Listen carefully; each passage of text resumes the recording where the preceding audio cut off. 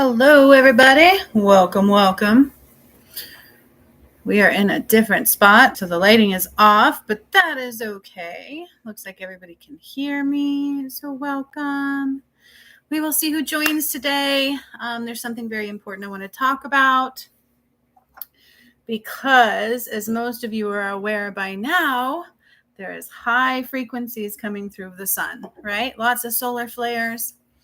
What are they? But not only do they invoke good things, they invoke shadow. They invoke lots of shadow. So we're going to talk about that today. It's very important to understand something with that. So welcome.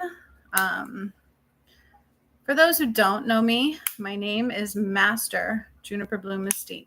I'm going to light this red sage really quick here. So somebody was on and then they left. Well, that's okay. If I invoke your shadow, that's what it is. I'll take it, right? I'll take it. But anyways, I am an Ascension Master, Master Healer, and Divine Guide. I am not like anybody else you're going to run into. That is not my ego speaking, trust me.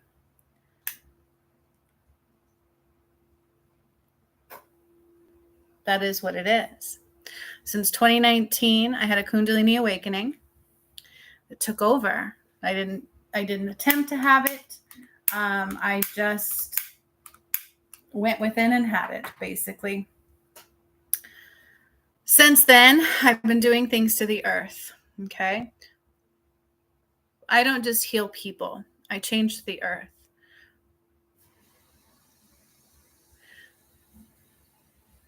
I am the return of Christ. And that's not what you think it is. It's not just a man named Jesus. That's the Jesus complex. Good morning, Lisa. Hello, hello. I'm trying to light my sage here. This is blood red sage. And as soon as I started to, my lighter went out. So just bear with me. I'm going to light my sage and I'm going to light a candle.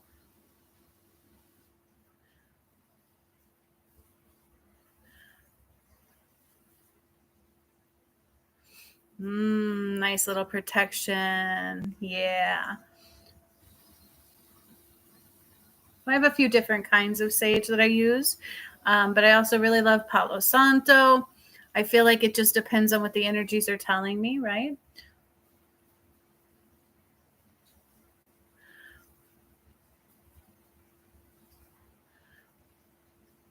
And right now I feel the need for this one. So welcome, you guys. The return of Christ is bigger than you think, okay? Some people are expecting a man named Jesus to return. And I'm going to tell you right now that is very simple form of what the return of Christ is, okay? Everybody talks about Jesus. What about Adam and Eve? What about Adam and Eve, right? We forgot about them. Or did we not forget about them? What about Adam and Eve? That's a great logical question because, you know, lots of people think it's just Jesus. That's the Jesus complex that religion gives you, okay? Awesome.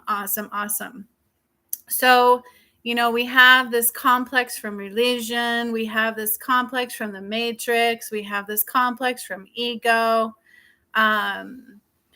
All of those things. It's super important to understand that it's much more than what they tell you, right? It's much more than what they tell you. So I'm just clearing the energies right now because it's necessary, especially on this page. I want all shadow to be invoked and to either leave or shed it, right? Like shed your shadow or don't anchor into it. That's the best thing I can say, because with these solar flares right now, you are either releasing shadow, it is voking shadow, invoking it across the globe, right? So not only is it like Christ light-filled energies because Christ has returned, that is quite complex. It took me 5 years to do, from Adam and Eve, Jesus and Mary Magdalene, and Sekhmet and Horus lifetimes, clearing the crystalline grid, repairing all pyramids that were masculine and feminine, not the ones that you would think of. They are not the false pyramids, the true pyramids. They were activated. All crystals that were filled with darkness in the earth have been changed back to light, from the core to underneath the pyramids. And so, the energies are quite potent. But what do these energies do? They don't just wake you up, okay? Anybody with a shadow is being invoked. You're going to walk with me really quick. So I'm going to change the lighting. I'm going to help the lighting here. I've never done a live out here, but I am today. Okay. So what up, G?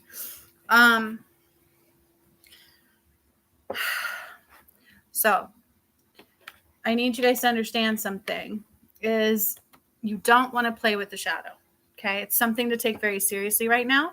It's not something you want to anchor into, because what I did as the return of Christ is divide all shadow from light within the earth, 555. But if you don't allow every bit of your shadow to disintegrate and leave and get out of your comfort zone, you don't evolve, okay? The return of Christ is a great reset. I think sometimes, even as light workers, they're not reflecting this enough, okay? They're not reflecting this enough that it's called the Great Reset. Okay, so what does that mean? What that means is God told me I was bringing the seventh wave of creation. Okay, what the heck does that mean? Seventh wave of creation. This is your seventh wave of life.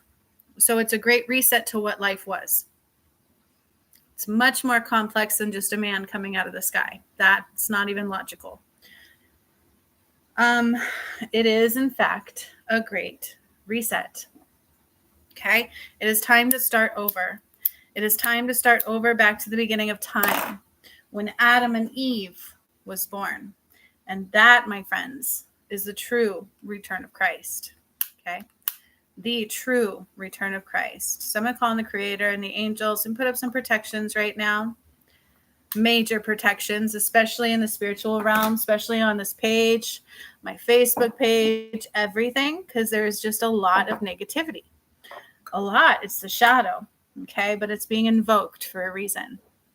And I want to clear it. Every which way I go, because I don't know about you, I've got blessings, I've got love, and I will keep it that way. So as these lights come in, we're invoking an awakening, but it's also invoking the shadow. Okay. So those who are without light are going to act out in that way. So be mindful. Be mindful of your surroundings. Just be mindful. It's not about being fear, or shall I say, be mindless. If you can feel the energies, you can feel and know a lot more. But you spend so much time in your head, guaranteed you're missing some stuff. So we need to understand that it is time to take these seriously, okay? We don't have a lot of time left to be anchored into any form of the shadow or karma. You just don't, okay? You don't.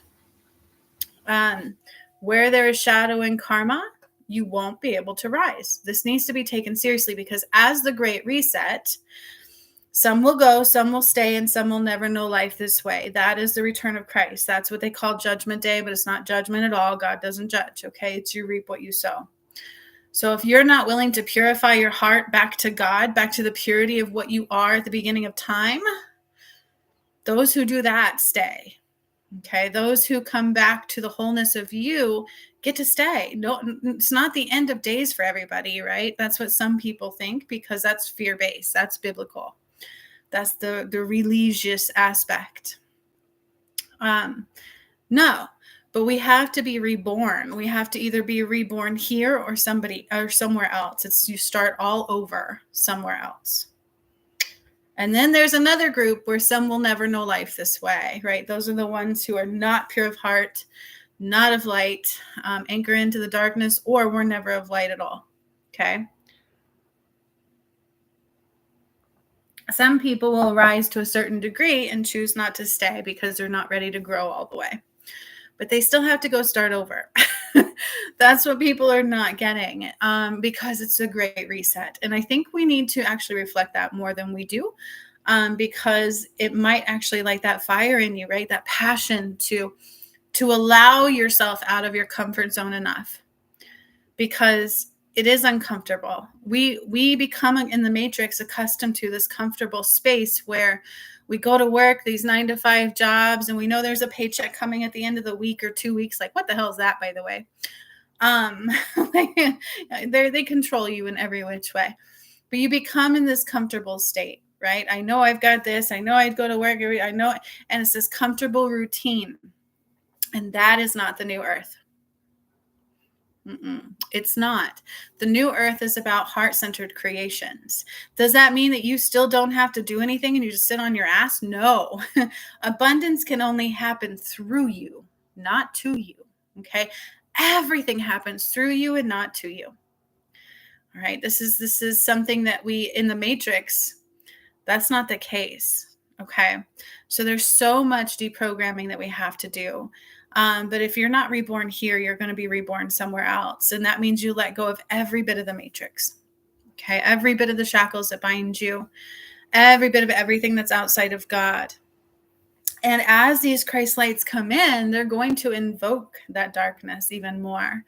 I see it a lot, especially on like my Facebook page, YouTube channel, because it's so different for me, because I am who I am, right? So when I talk about true God, when I talk about the Garden of Eden being all of the earth, that's when people really don't like it.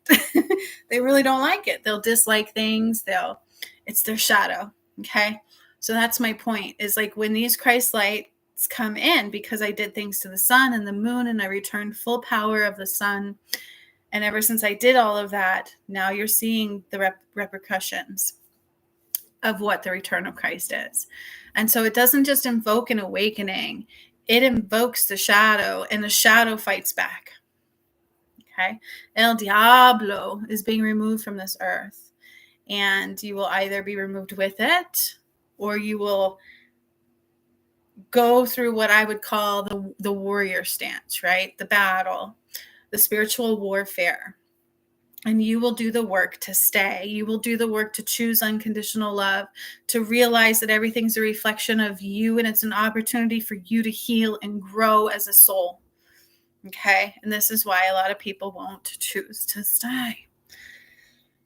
Because it's not easy, but it is the great reset.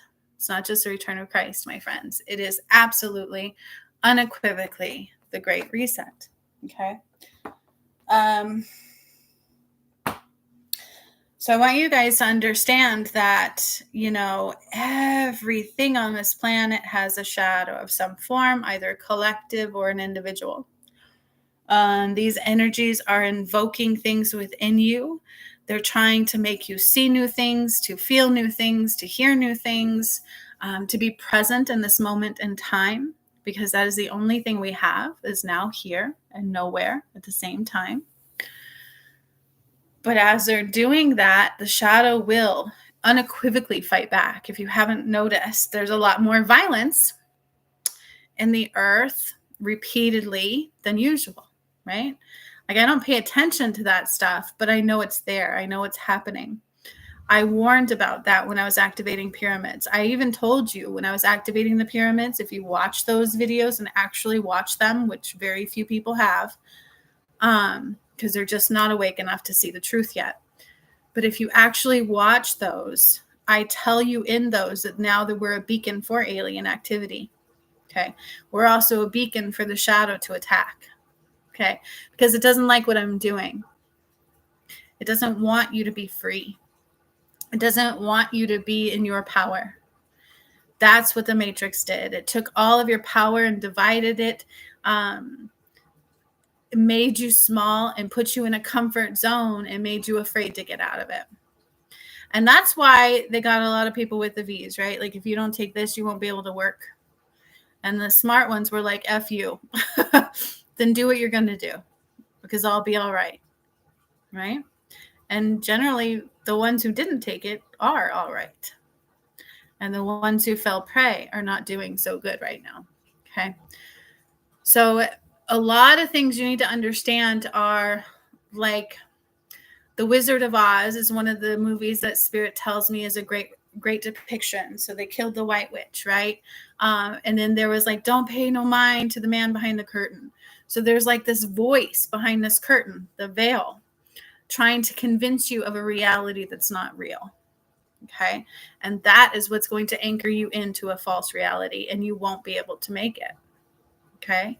But if you can truly get out of that veil and you know the right voice from the correct voice, you can get into your heart and lessen your head, lessen the shadow, more into the divine Christ light, then you're going to know the right way. Okay. But the society still has a ways to go. I'm not going to lie. People still can't even watch pyramid activations, for goodness sakes, or even know what those are. So we still have an awakening to go through. But I'm going to tell you right now, it's time to be free from that shadow, right? It is time to set yourself free from that shadow. And if you use the waves of frequency and sound, like I talked about, these solar flares are frequencies, okay? If you use them wisely, they will catapult you. But you have to know how, and you have to be a warrior. You could say, I am a warrior, because I am. Recently, the other day, too, they posted a video about the San Andreas fault line. If you watched my videos, Mount Shasta Part 1 and 2, you will know what I did to California. Because Mount Shasta was not of light at all. They stole the earth's root chakra from Fiji to there. They created the false veil from light to darkness so that you believed everything they told you. You believed religion. You believed all of these false things to be true. And I undid all of that. And then in part 2, we burned Samael there, right?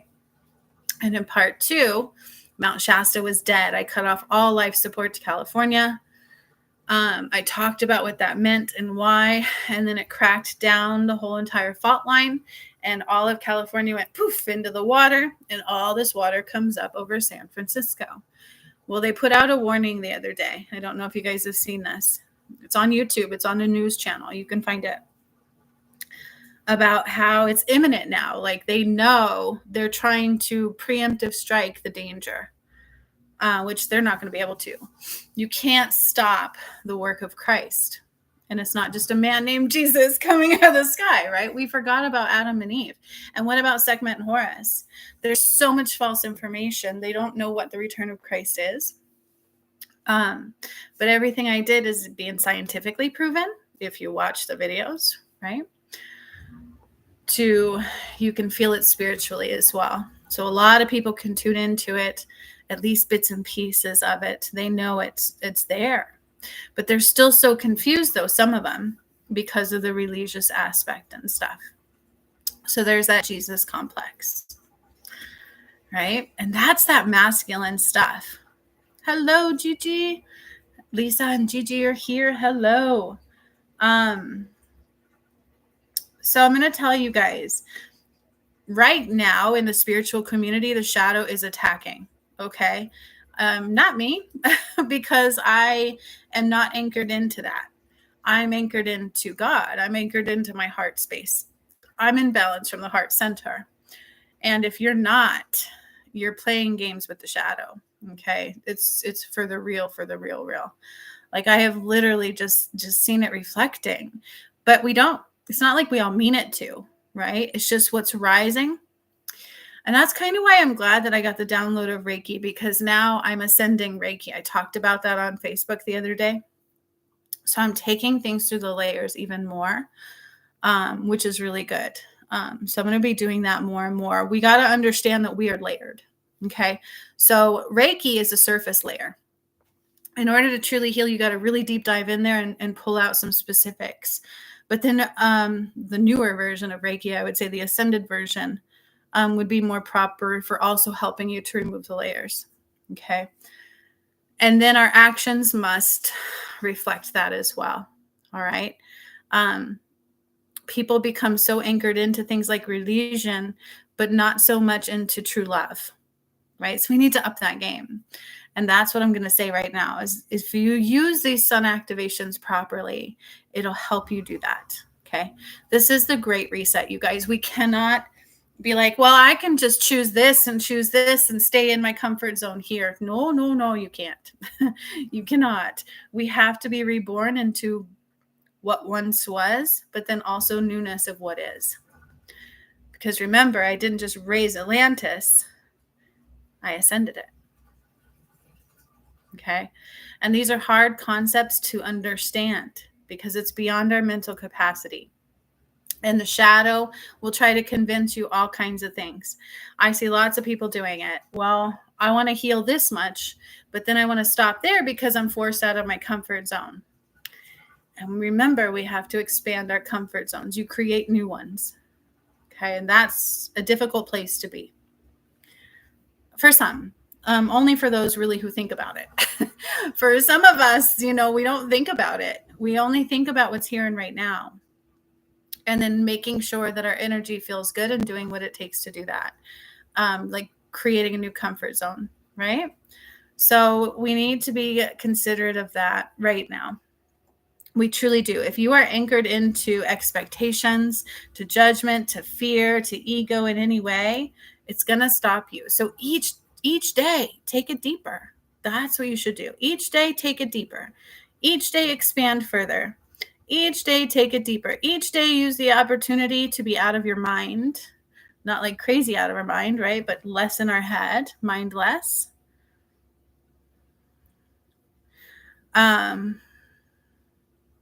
What do you mean you realize the time difference?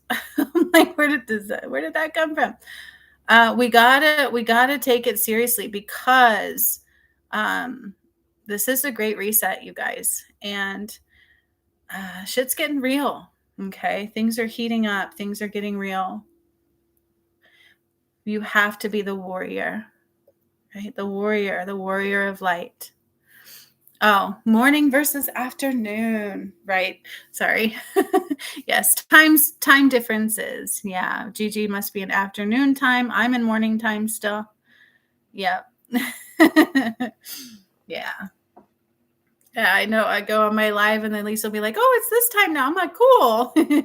Makes me feel like I have more time. But the thing about that is I don't anchor into the time. That's another false concept. I don't live by time zones. I don't live by clock necessarily. The Matrix does that, right? I live by my internal clock. So I forget too. I don't think about that stuff. Everything I do is also like 222, 333, 1111 for a reason, right? I woke up thinking about the frequencies of sound and vibration and writing the waves properly. And do you know that's something that Tesla would talk about too? So not a lot of people actually do talk about that, but some do. It's very important and relevant. Because what is noon, right? Good afternoon, good after this, good after that. And did you think about today? Today I woke up, you guys, I'm like, it's Sunday. And I kept feeling I needed the sun. I need the sun in my solar plexus. I need the sun. So we went out in the sun. I was out in the sun again and again. I have my sunstone right here as well. We're surrounded by crystals. And I was like, Sunday, what a perfect day to focus on the sun, right? So change the definition of things. Let's do that. Let's change the definition. Sunday. They would talk about Sunday being the day you go to church. Why would you do that? No, I'm going to focus on the sun. I'm not going to focus on a false context or something of the Matrix, right? I'm going to focus on the sun. It's Sunday. Let's be one with the sun. Why? Because the sun is the eye of Ra. The moon is the eye of Horus. Those have been returned, okay? I undid the false eclipses. I undid all of the false components of time. And that's also reflected on this channel. And if you went through those with me, you should be doing the same, okay? These are the things. Absolutely. That's beautiful. Each morning in the sun. Heck yeah. Take it in, absorb it, I think we need to change our habits, change our wordage more and more and more as we go, especially right now. But every day is an opportunity to expand. But just know that the shadow works in mysterious ways. And when you are surrounded by people with the shadow, it can be tricky. Okay. And we all are in some way. Yeah. So Lisa, since it's gray in your area, do you have other ways to do that? I do. So even when it's gloomy here and I need to go for a walk, I want trees, because I don't live in the most beautiful area anymore, but I'll create it. I will put on this thing of like this path, and I will just walk through these trees the best I can. Yeah, videos, but not just that, meditations. I'll call in the energy of the sun and I'll imagine it rising through my body. So make sure you're doing that double time, right? If you don't have access to the actual sun. And that will help balance that out. So sometimes videos, yes, I would incorporate meditation and integrations and just calling in the energies, all of it for a balanced diet, basically, if that makes sense. But I'm also going to tell you guys is that, if you rose with me, it's something to very much so understand that you had a purpose, right? There was a purpose that was supposed to be activated and validated, and to shine that light through that. And when you do that, not only does it help others, it helps you, right? Like assuming, well, they probably won't ascend anyways. I actually heard somebody say that. Like, wait, why aren't you healing this person or shining your light to be the healer or this or that? And they're like, well, they won't ascend anyways. And I was like, ouch. So we have to be careful how the shadow works. We have to be never assume, never expect. Just, we need to free more and more. And as I do that, like I tune into the layers, right? I don't know if it's just because it's so easy for me to do that. But I think sometimes we don't realize that there's layers. So you start releasing from the deep inside, and then you make sure you keep releasing through the layers. And this is like the layers of energy to the physical actions, right? And where our brain goes and things like that. Because the more you do that, the more your vibration rises, the more you heal, and the more you shine your light and allow others to heal. And I think if we can get into that cycle, amazing things flow.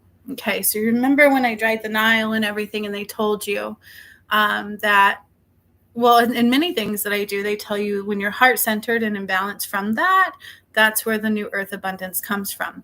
And I see people who are in the matrix still, even, those who rose with us, and their world is crumbling in ways. And it's like, because you're attached to that matrix.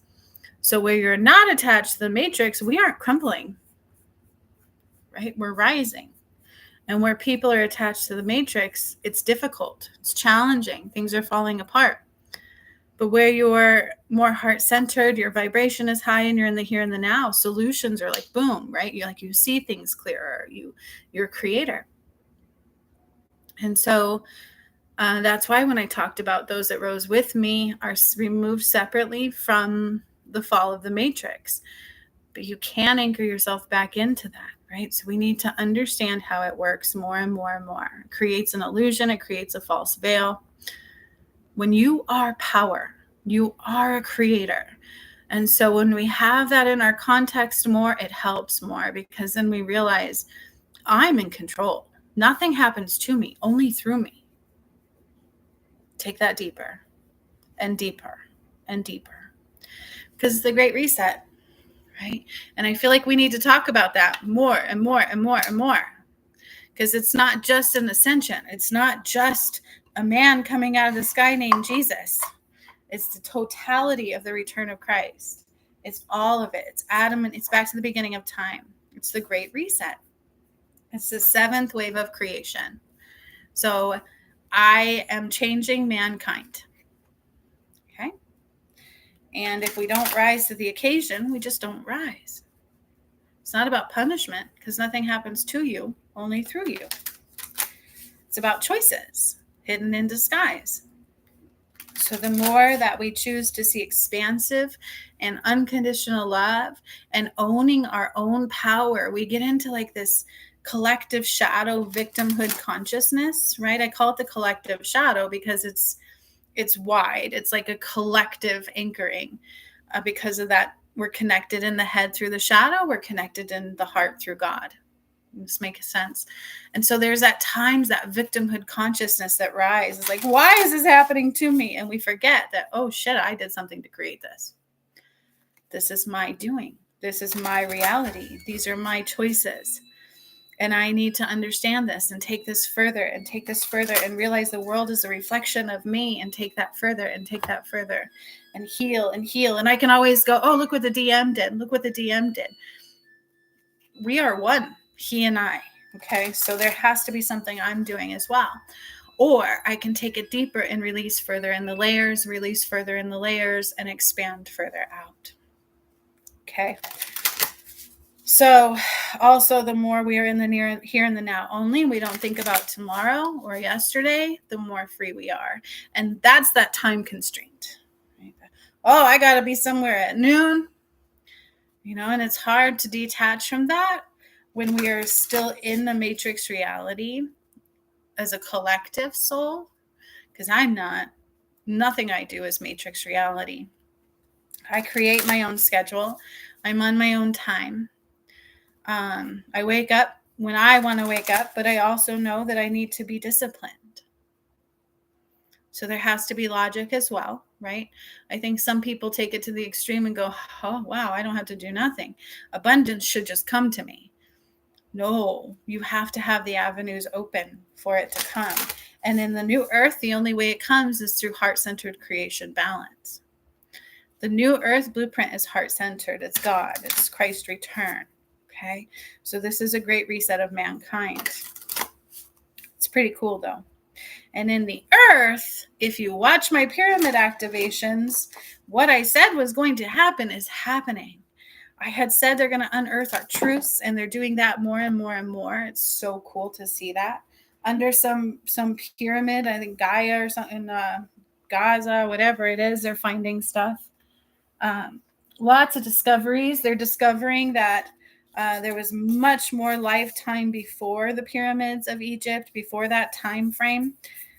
Now, if the true return of Christ was what? It was Adam and Eve, Jesus and Mary Magdalene, and then Sekhmet and Horus. And Sekhmet and Horus were Egyptian time frame.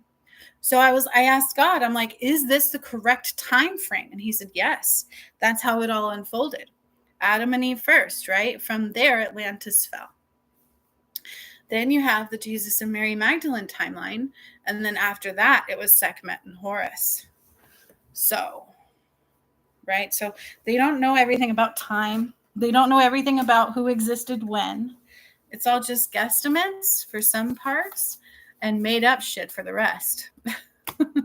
And people, for some reason, they should be interested in this. This should be like, whoa, whoa, whoa. But people come on and leave just like that. They hear one thing and it doesn't match what they think is real, and they don't look for the proof. And it's like, why are you here?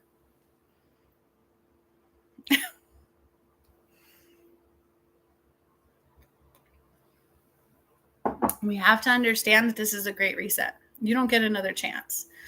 Okay, you either evolve now or you don't. You will start all over.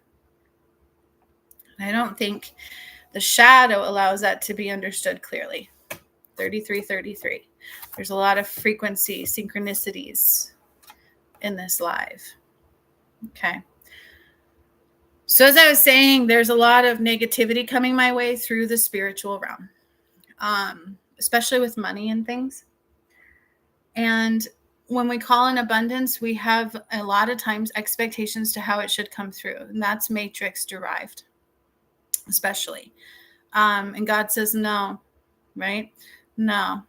So I have a lot of people in the spiritual realm either mocking me, right? Or thinking that everything I should, like, because it's the return of Christ. Like, I've had that. I'm not saying everybody does it, but we just don't understand. We think that, if it's true God, it should be free, which is an interesting concept. Yet you have all these false prophets gaining millions off of lies, right? we are just a little bit anchored into the false concept of the matrix. And God says, listen, if you are open, you're following your heart nudges, you're in balance from the heart center, you're not attached to the matrix, because that's the only way abundance is going to come in right now.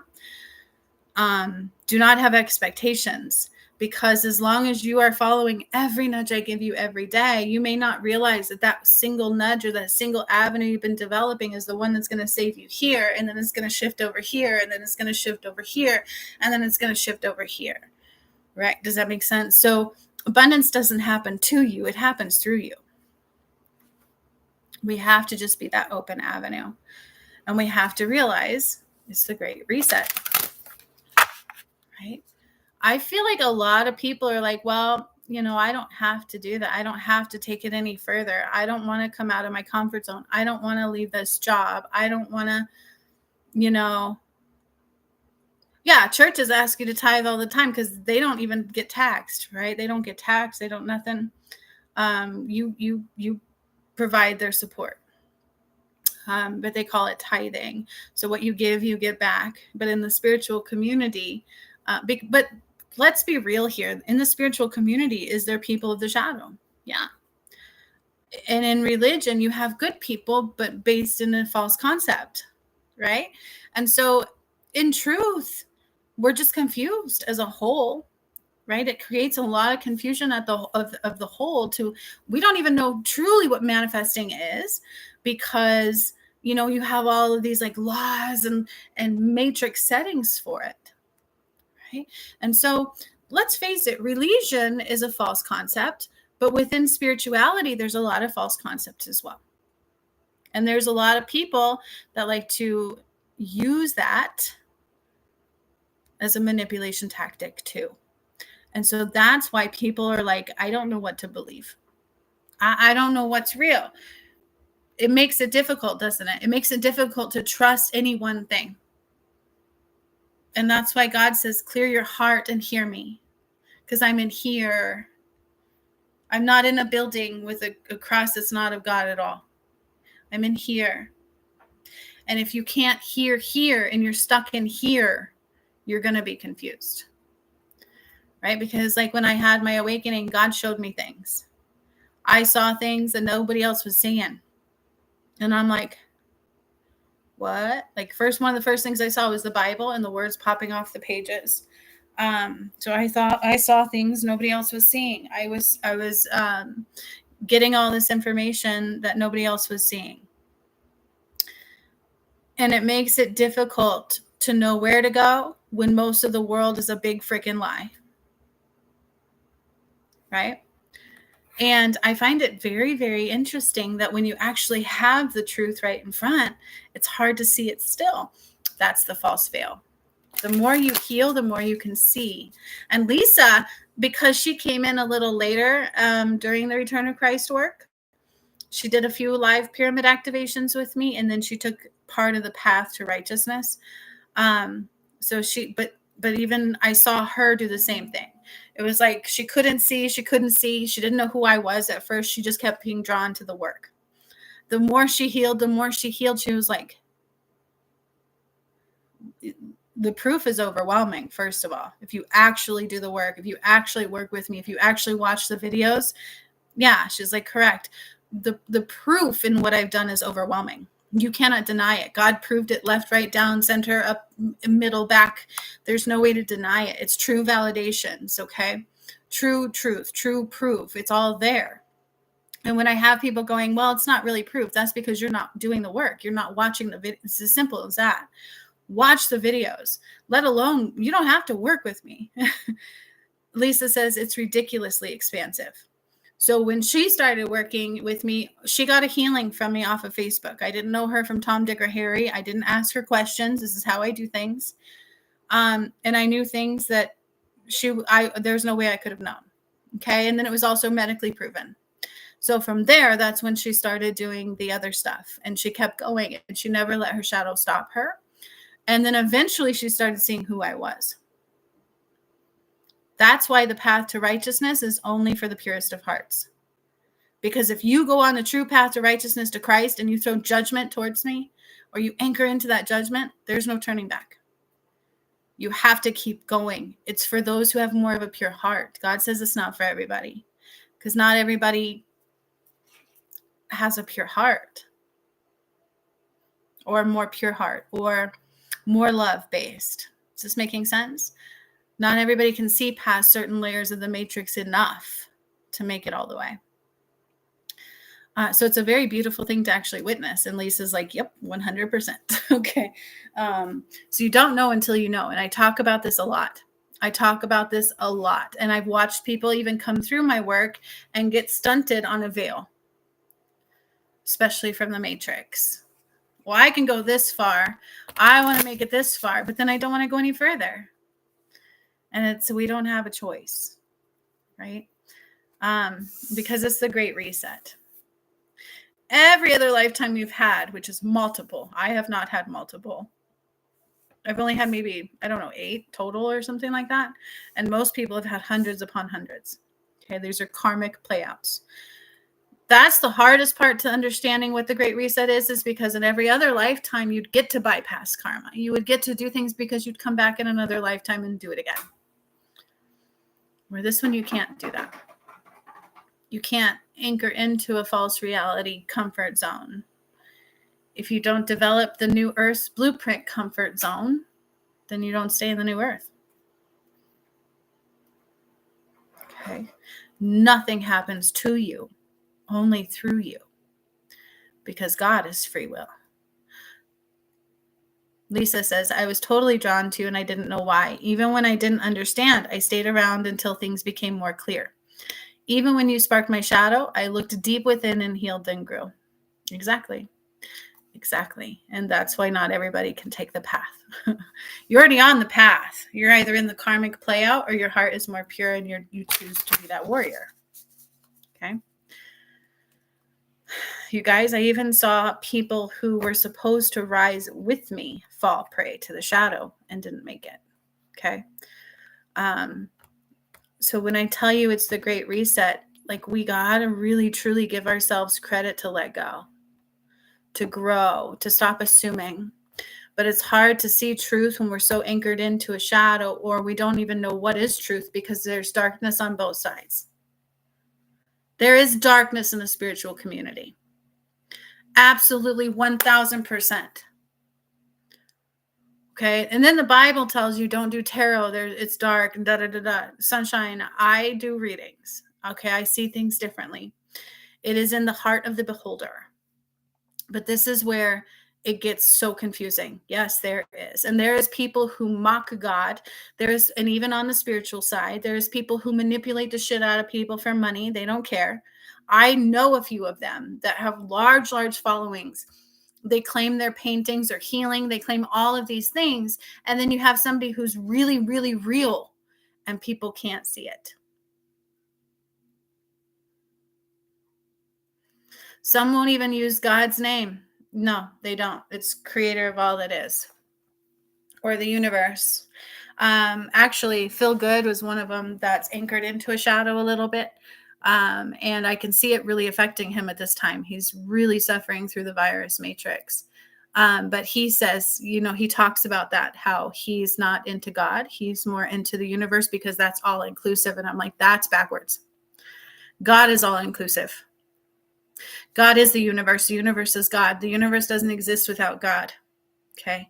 But this is the thing. This is what people are not getting because it's so confusing, right? And that's why I said atheists are going to have the easiest time. I remember having that conversation in one of my lives. There was somebody who's like, what about us atheists? I'm like, dude, you're okay. God doesn't judge you, right? Like God gets it. They don't know what to believe because it's false over here. Religion is so false. And they know that in their hearts. Now, some atheists use that title, just like in everything we do, there are people who are not real. They don't come from the purest intentions. There are atheists who have pure intentions and are truly trying to find truth. They know something's wrong over here. They know something's wrong over here, so they connect to none. You feeling me? There are people who are in the spiritual, there's a lot of people who in the spiritual community focus off ego.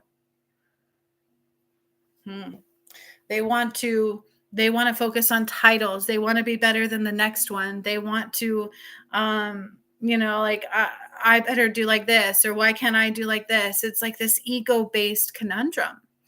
And then there's some tools in there, and I teach that, right? Like you have the pendulums. I don't use that. And the term witch really bothers me as well. And could you say I'm a witch? I mean, I suppose so, but I'm not. I'm I'm a master healer. I'm an ascension master. I'm Eve. I'm Mary, and I'm Sekhmet. Those are the only titles I'm going to claim because they're quite vast. I don't like the term witch because throughout history there is a lot of shadow involved with that. Now, Salem, here's the thing about Salem, and Jacinth helped me clear Salem. They didn't burn witches. They burned anything light. Okay, so witch is a term used with a lot of shadow in it. Do you understand what I'm saying? It's like a label. So I never claimed to be a witch, and I even had to clear out the term "so mote it be." Okay, and I had to remove darkness in Manitou Springs, Colorado. I had to remove darkness in Salem. They burned and removed anything of the light, but they used the term witch. Is this making sense? So I don't like titles necessarily. When people ask who I am, Spirit says Ascension Master, Master Healer, Divine Guide, but they also want me to say Return of Christ. That's who I am, right? But everybody's thinking it's going to be a man coming out of the sky, which makes no sense, named Jesus. That's the Jesus complex. Did Jesus exist? Yes. It was one of the timelines I had to heal and clear and undo the Holy Grail, which was not holy at all. And they call it the Last Supper because that's when they poisoned him. He didn't die on a cross, you guys. The cross broke when they murdered him and ripped apart the souls of Adam and Eve, Jesus and Mary Magdalene and Sekhmet and Horus. The cross broke because the cross is the Ankh. Okay, and I still see all these healers wearing a cross on their neck. And I'm like, ooh, snappers. I don't think you cannot use Christ's light in darkness anymore. That's the divide I created. You cannot unequivocally carry the light of Christ in darkness anymore. And if people are not willing to let that go, it's going to have a karmic kickback. Okay, so we have to truly understand what God is, what the light of Christ is. And these sun activations coming in are kicking some ass for a reason. Okay, they're pushing further that divide, and the shadow is going to really kick back. Okay, you guys, we got to take this seriously. We have to. But I don't blame anybody because, there is false people in the spirit. There was this lady who they called her a cult. She had this following called Loved One, Mother God. But she had no proof to anything, but she tuned into what was coming. And so darkness was able to see the light, and they would use it against you. And then you have me following the saying, no, love really did win. It was my twin flame and I union, and I had to battle all the darkness. But everything I did is so proven. And it's stuff I didn't see coming. It was my own awakening. And I didn't want people around me. I pushed them away for quite a while because I had healing to do too. And people are mean. Let's face it, right? And so there's a difference between what is real to what is not. Somebody who has pure intention to somebody who just wants your money. Somebody who has pure intention to somebody who just want to manipulate the crap out of you. Religion, false spirituality to true God.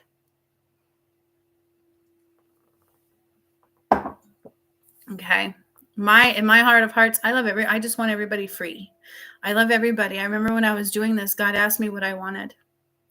When I started doing these things and I started battling that darkness, God sat down and he said, what do you want? And at first I was like, a home. I just want my own home. I want because my life was hard.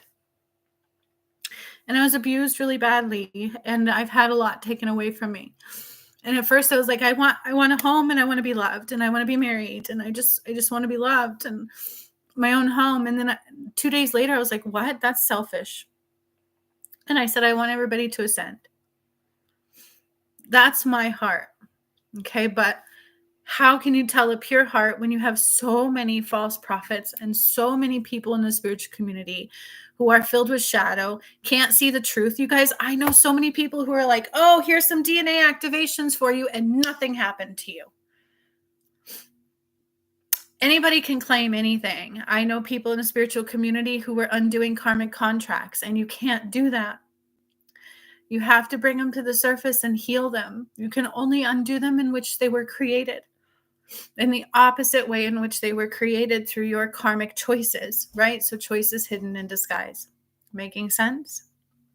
But how do we know what's real when there's so much fake out there? But if people would actually just click play on the videos and sit and watch and observe and not let their shadow stop them, they get to a point where they have no choice but to see the beauty of the truth, because it's happening through them.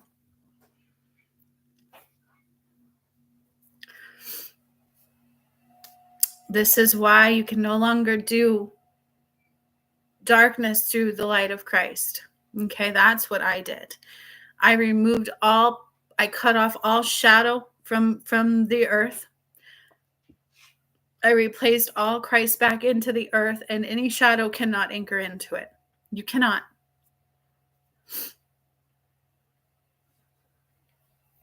Thank you, Lisa. I love you too. That's the thing, is when people actually throw their shadow at me, it hurts. Like, you don't even know me. You don't know what's important to me. God asked me to give up everything on this journey, and I did.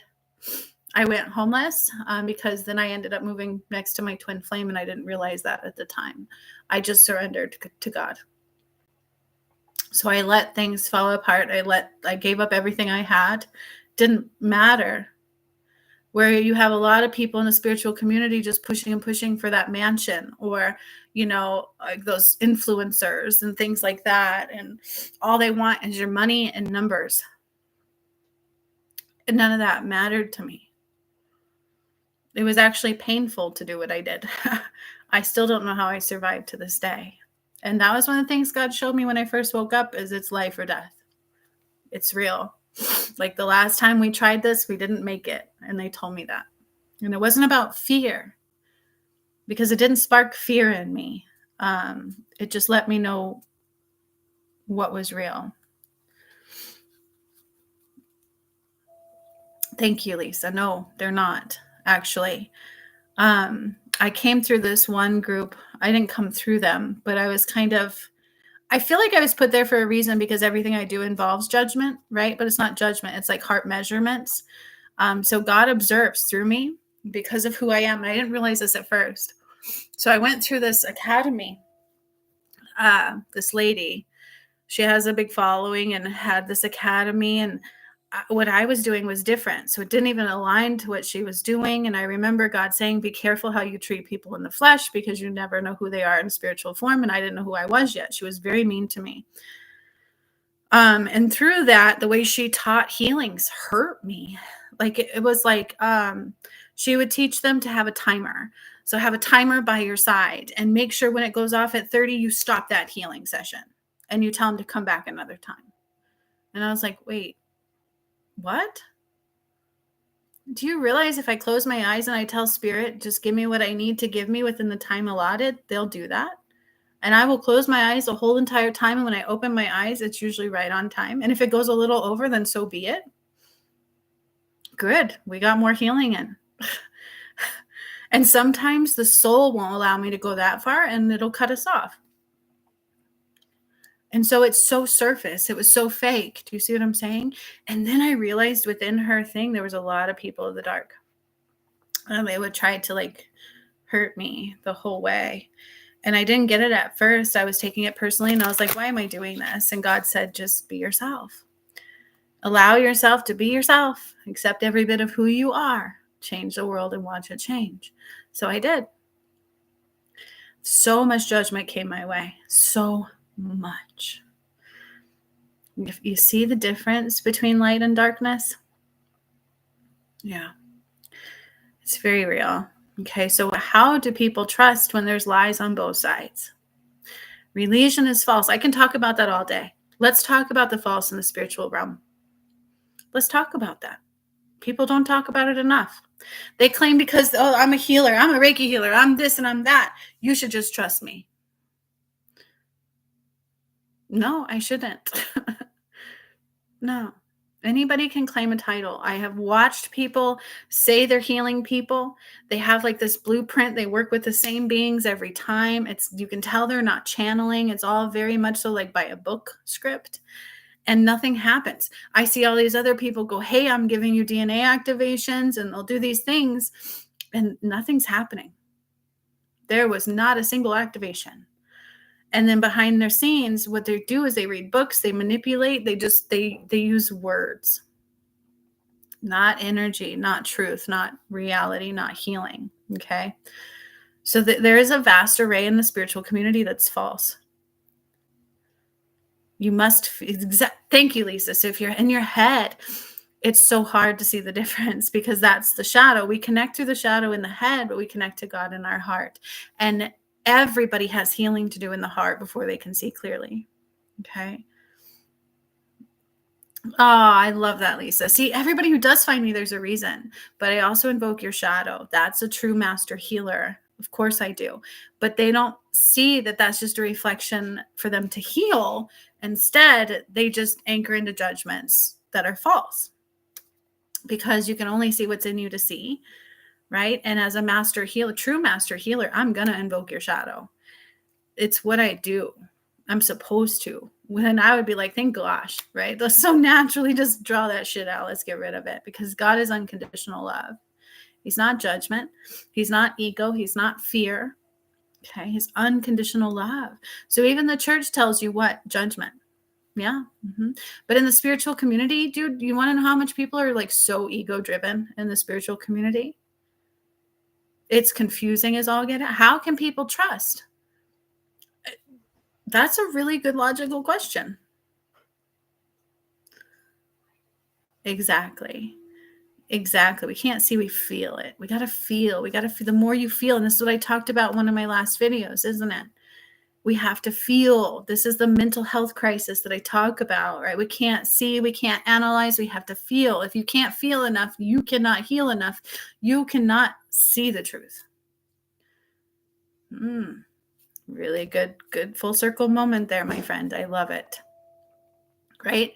The Matrix is a mental health crisis. And this is what they're designed off of. Now, here's the funny thing about that, Lisa. Corinne, it was her academy, but there was this astrology guy in her circle. And I was like, I've never had my astrology chart. See, I can see all of that as a master healer. I can see the blueprint of your creation, right? So I can see that stuff. And when I need to reiterate anything astrology related, I will just say it. But I don't base everything off of that. And so I was like, I think I'm just going to get an astrology reading. And this was before I was activating pyramids and stuff. I was just starting to become a healer. Like, I was like, what's happening to me? And nobody could tell me. They were telling me I was doing things wrong because I would try to do their way of theta and it wasn't working. And I'm like, I just couldn't do it. I'm like, but I would go in and do something different. And it was like, boom, like I was healing people in real freaking time. And you're talking medical issues. And so I was like, what is happening? And I was also what some would call like remote viewing or astral traveling in real time. It's like times 10 to that, right? Because I like go outside of my body, and I was able to go to them and heal them in a hospital setting and stuff. It was weird. And so I had all this weird stuff happening to me. I don't remember where I was going with that. My daughter walked out and peeped around the corner, and I went like a little haywire. But oh yeah. And so I was like, I need to know what's happening to me. Maybe an astrology reading would help me. And so I got one. And he worked, through her group. And in my astrology reading, he's like, it came through how like the systems that I was supposed to like demolish the systems. I was a humanitarian and I was here to change the systems. And I was like, what the hell does that mean? Like, am I going to change the mentality? Because I also have a psychology degree. It's like, what does this mean? It still didn't quite make sense until now. I got through the Sekhmet portal and everything. And who is Sekhmet? She's here to create destruction for repair. Okay, so Jesus, it's not just Jesus we're looking for. We had to return Adam and Eve, Jesus and Mary Magdalene, and Sekhmet and Horus. That's the sun and the moon. And the totality of that, in truth, I am demolishing the system and rebuilding it. But in the astrology reading, he was like, you're an alien. I'm like, okay, what does that mean? So I had to process that.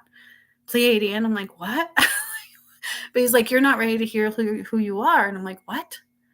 And in my astrology chart, Athena came in. And when I had my awakening, I actually saw Athena. She's in my astrology chart too. I was like, what the heck? So there's even more proof that I don't talk to you guys about. That painting that I show a lot that somebody else did, I didn't even do it before I did the work, right? Like there's layers of proof of who I am. And then somebody came in and did a hypnotize session on me, which was really strange because then he freaked out. What's up, Amy? So if you want proof, it's there. There's so many layers of proof. You can even do an astrology reading on me, and it's in my charts. But I didn't know I was Sekhmet then either. I didn't know who I was. But he was like, yeah, you're here to demolish the system, basically. Lisa says 11:11 my time. Exactly. And many of us are raised to suppress our emotions and feelings for a reason, Gigi. For a reason. Because if we are in tune with our emotions and we can feel the world around us, we're going to know what's not real. We're going to know they're lying sacks of shits. And then in the spiritual realm, we would be able to feel more what was real and what wasn't. Because the entire matrix was spread across all systems. Okay, so there are a lot of spiritual people who are not of the light. They're not. There's those false prophets. The religion is not based on light at all. But there's good people within it, right? But there's a lot of people within the spiritual realm who are not of light at all. And that hurts people because they take the truth and they use it against you to where it's not truth. Yep. Exactly. So, there's darkness on both sides. So how can people see the truth when I'm sitting here posting the truth, but there's the shadow gets them? Okay. So you can't blame people for not knowing what is the truth because you can't see it. You have to feel it, but you can't feel because they've been taught not to feel. Then they're given medications to not feel upon medications to not feel. Then we get sicker because of all the fake reality, the fake foods, the separation, the low vibration, the division. And it's a whole toxic cesspool of a mess of a false matrix.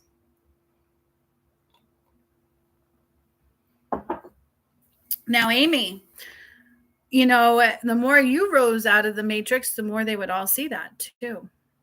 Yeah. And you end up questioning yourself. You question all the reality. And the Bible will tell you that tarot and oracle are darkness and all this stuff. But then you have people within it who are the shadow. So that makes you believe that, right? But I'm going to tell you right now is like everything is through God's creation as it was, and it was used against you. Okay. So there is darkness within it all. Religion, however, is not of God at all. If you know what really happened to Adam and Eve, Jesus and Mary Magdalene and Sekhmet and Horus, you would run so fast from religion, it wouldn't even be funny. But then you would also learn what is real within the spiritual community and what is not. Okay. I've seen it time and time and time and time and time and time again. People want the titles because then it's most people will flock to that. I see people who do Reiki healings and they're not doing anything. I feel nothing. Or it invokes some nasty energies that I didn't want in my energy at all. That's because they're not coming from pure intentions. They're coming from an ego-driven, money-driven, judgmental state. Or they're not of light at all. Okay. So when people come at me going, oh, I want that title and I want that title. It's like, no, meet yourself where you're at right now. Where are you at right now? Do you have a title right now? No, then that is where you need to be. You don't need to be like anybody else. You also don't need to worry about anybody else's judgments on you. Right? But this is confusing. We don't understand it because we're taught so many lies. Layla, you can get something to eat or whatever, honey. It is what it is. You slept all day. I'm doing a live, so you're just going to have to deal with it. We went to the drive-in last night. We didn't get home until almost midnight. So we need to understand spiritual warfare and the totality of it. Religion is false altogether. Spirituality should be real, but there's a lot of darkness within it too. And I can name names, but there's no point in doing that. Some people, though, were meant to rise from that, and they are of the light, and they get caught up in the shadow as well. Yeah. It all makes sense now, Amy says. My grandparents would bring me to the Catholic Church or Protestant church, and I would have chills or feel like I didn't belong there. Yeah, I've had some horrible experiences with religion throughout my lifetime. Horrible. And one of the bigger ones is they told me if I didn't baptize right then and there, I was going to hell. And I ran out that door so fast and went home and told my mom, I'm going to hell. I refused. They separate you, they divide you, they confuse you, and it's full of judgment. The church is the first place where people will condemn you. Truly religious folks, right? Like, it's a painful reality. Yeah, absolutely. What's up, Roger? It is a painful reality in religion. For real. Because if you deviate, you're going to be shunned. That's a cult. 555.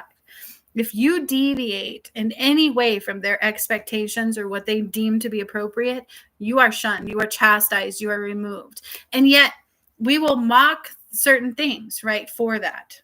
So they'll do videos on Mennonites and things like that. And they're like, oh, if you don't fall into their things, then you're shunned. But they do this in religion every single day in every single way. Yep. Absolutely.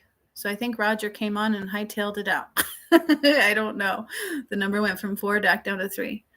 You're just going to have to deal with it, Layla. I see your fingers on my live. Just get in there and get your food, silly girl. See, you talk about religion and it invokes some shit. But I don't think Roger did that healing either to remove religion from his shadow. It is a shadow. And until he does, he's anchoring into it. So, yeah, exactly. But it's so confusing. Just like in the spiritual realm, how do we know it's real? Right? So in the religion, they use the title of God and then they muck it up and hurt you with it. In the spirituality, they use the title of the universal energy and love and they muck it up and hurt you with it. So you actually have both sides confusing the shit out of you. So what is real? What is real?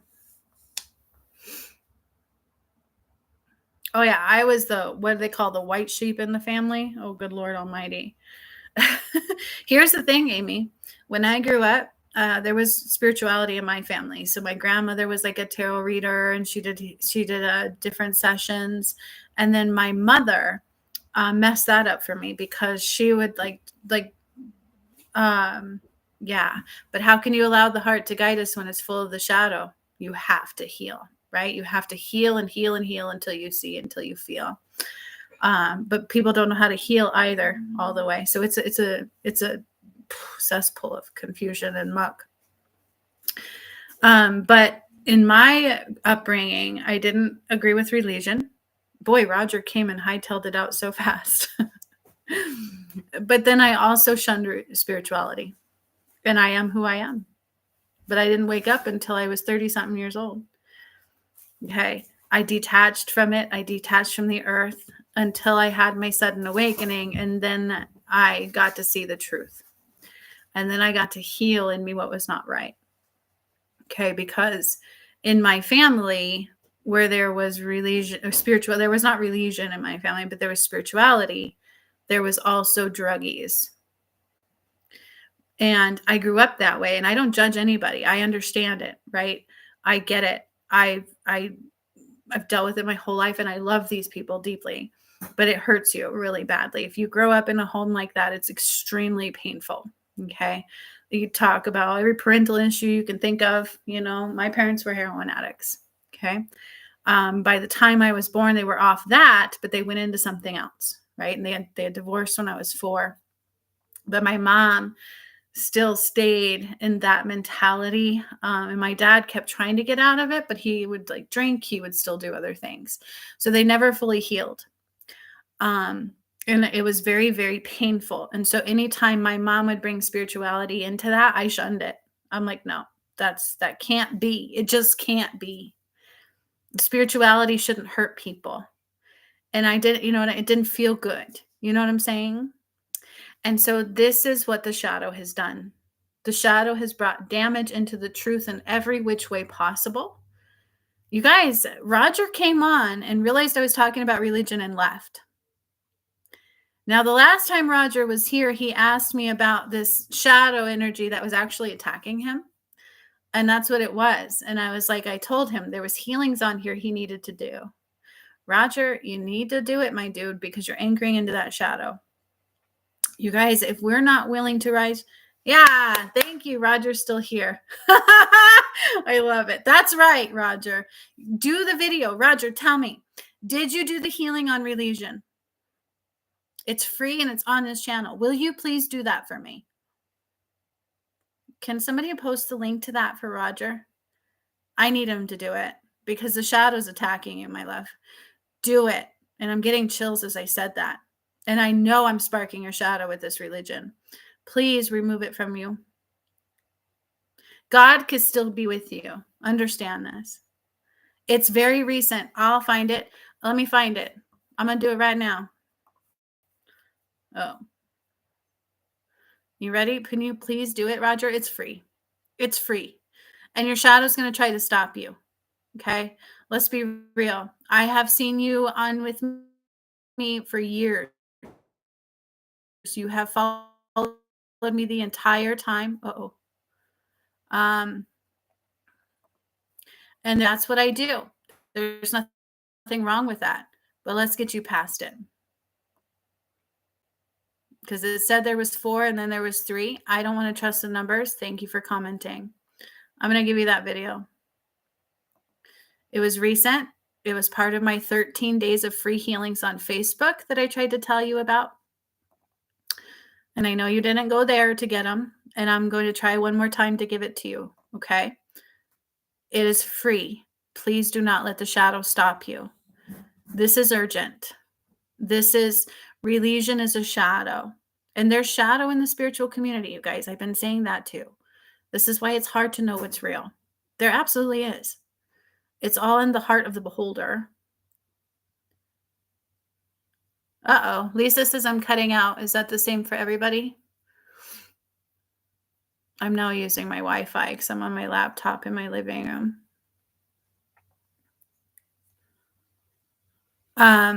But Roger, I love you dearly, and you have been watching me for years.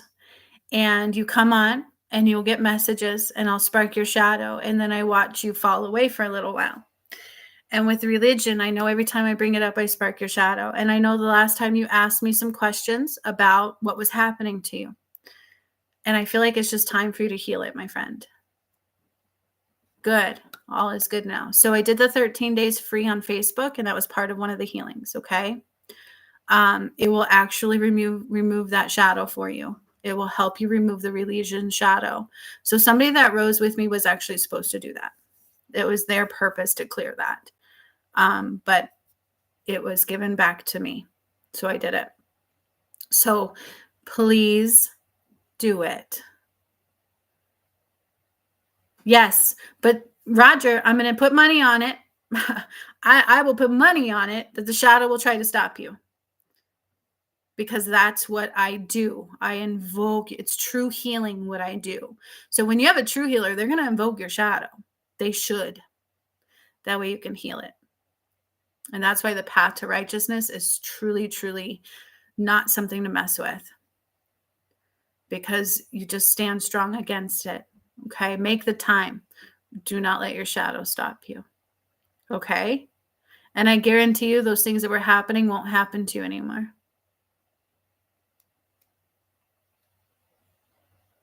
Okay. Do it. Don't just listen. You can heal in it. This was a true healing. It was part of the 13 days free on Facebook. One of those was a healing for Atlantis timeline. Another one was to connect you to your higher self. Like all 13 days were very relevant. And then in the final one, I returned the full power of the sun. And now we have all of that sun coming in. So The 13 days that were free on Facebook were super, super important as well. So even when I give things for free, people still don't come. So when I'm like, hey, here's the path to righteousness God wanted me to give you, and I put a price tag on it because God told me to, and people mocked that. Well, it should be free if it's from God. Ha ha ha. And I'm like, okay, well, here, I'm going to prove that to you. So I actually tried to give that to my mom. She would click on it and it would disappear. And I'm like, she would message me again. I can't get it to open. I don't know what's happening. I'm like, Mom, you got to just do it. And I'd send it to her again and she would click on it. Yeah, perfect. And perfect, because they're a part of it, but she would click on it and it would disappear. And now eventually she stopped even trying. Okay. I did the 13 days for free. That ended up being Ascension stuff. How weird. The robotic voice on this video. So weird. I don't know, y'all. I don't know. But I did the 13 days for free and barely anybody did it. And some people did the first one. I actually lost 2 people on that one because one of them was not DNA viable. That came through. Yeah, I don't know. It's the Wi-Fi stuff can be tricky. You guys, the whole internet stuff has been really wonky with the solar flares and stuff. So, people think that it should be free if it's from God, but even when it's free, they don't show up. Even when it's free, they don't show up. Or they can't click the link because it'll disappear because their heart is not there. Oh, yay. Amy says she's back and I sound much better. Sweet. So if you have an issue, go out and come back in. All right, you guys. So my regulars, do you want some free messages?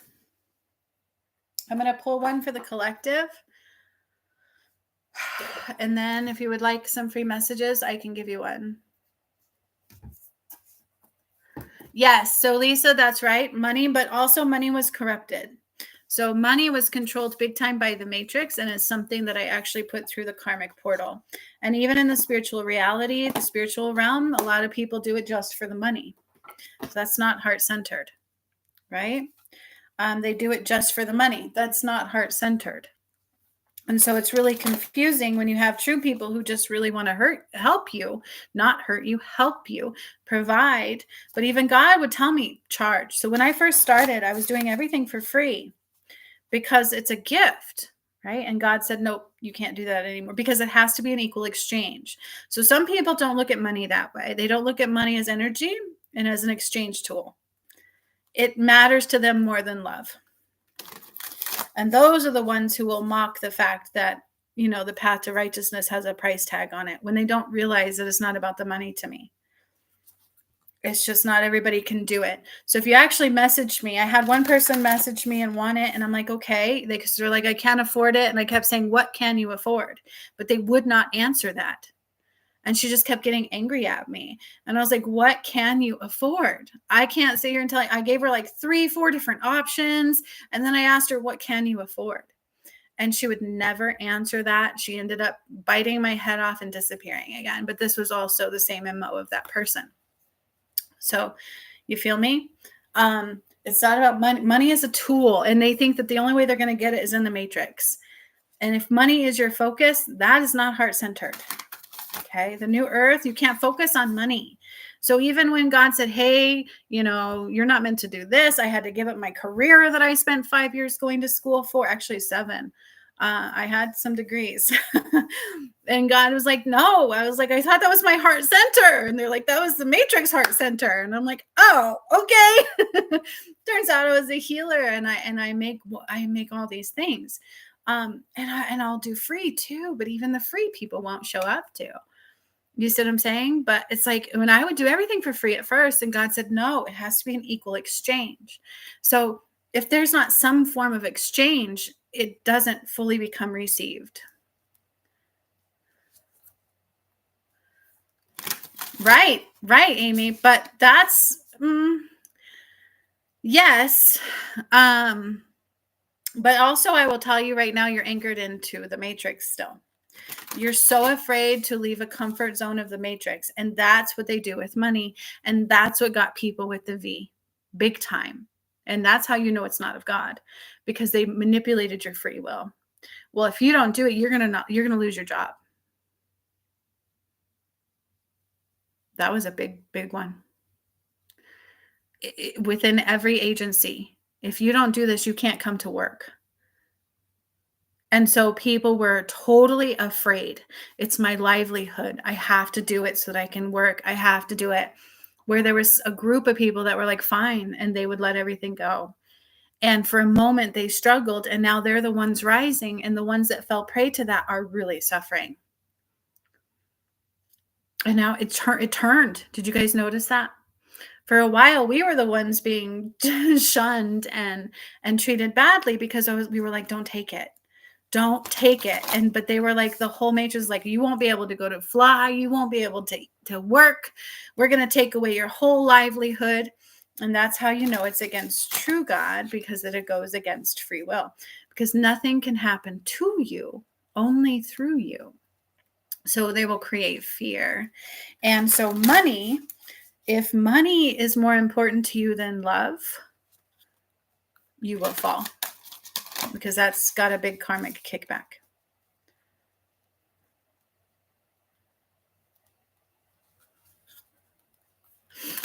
Yeah, for sure. But I'm going to tell you, you're still, so I feel like, but this is the matrix. They work really hard to create this scenario, is that you have to work really hard. Money has to be your focus, right? Because if we don't have money, we're going to be homeless. If we don't have money, we can't eat. If we don't have money, we won't have our nicest car like everybody else. If we don't have money, we're going to be judged. They do that, right? They've done that since you were kids. Like when I was a kid, I grew up in a druggy household, so we didn't always have nice things. I had hand-me-downs from my brothers, and I was teased big time. I was so made fun of. I was made fun of and bullied so bad that's why I grew up with OCD. Okay, my showers became plus the abuse and stuff, but it was like I had to make sure that I was perfect because I didn't want to be judged, and I didn't have all the rich name brand things. It fucks you up, like it really does. Okay, so the matrix makes money be your control.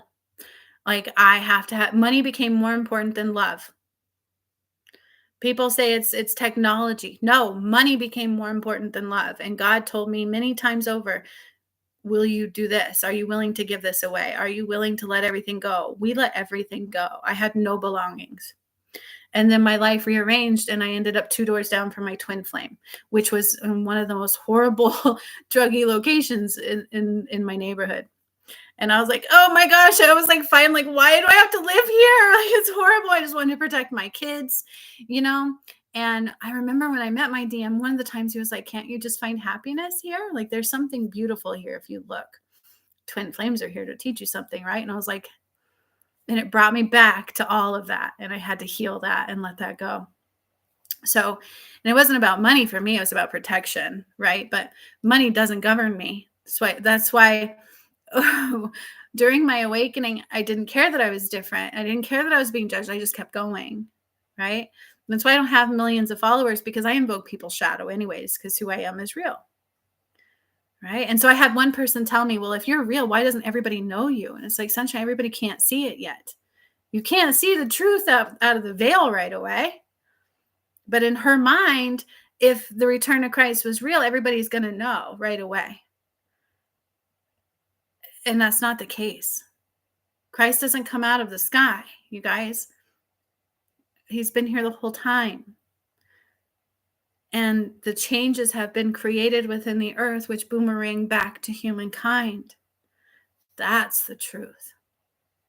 And then as you awaken, because if that kind of power was to hit the collective soul that fast, it would hurt you more than help you. Because God, Christ, is very vast. Okay?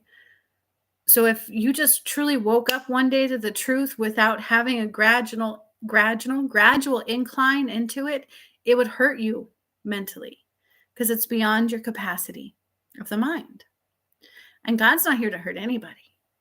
But this person was so convinced that, well, no, but not everybody sees who you are. Like, you don't have millions of followers, so you can't be this. But they didn't watch one single video. They didn't watch me undo the Holy Grail or activate the pyramids or turn the Nile blood red. And me go, what is happening?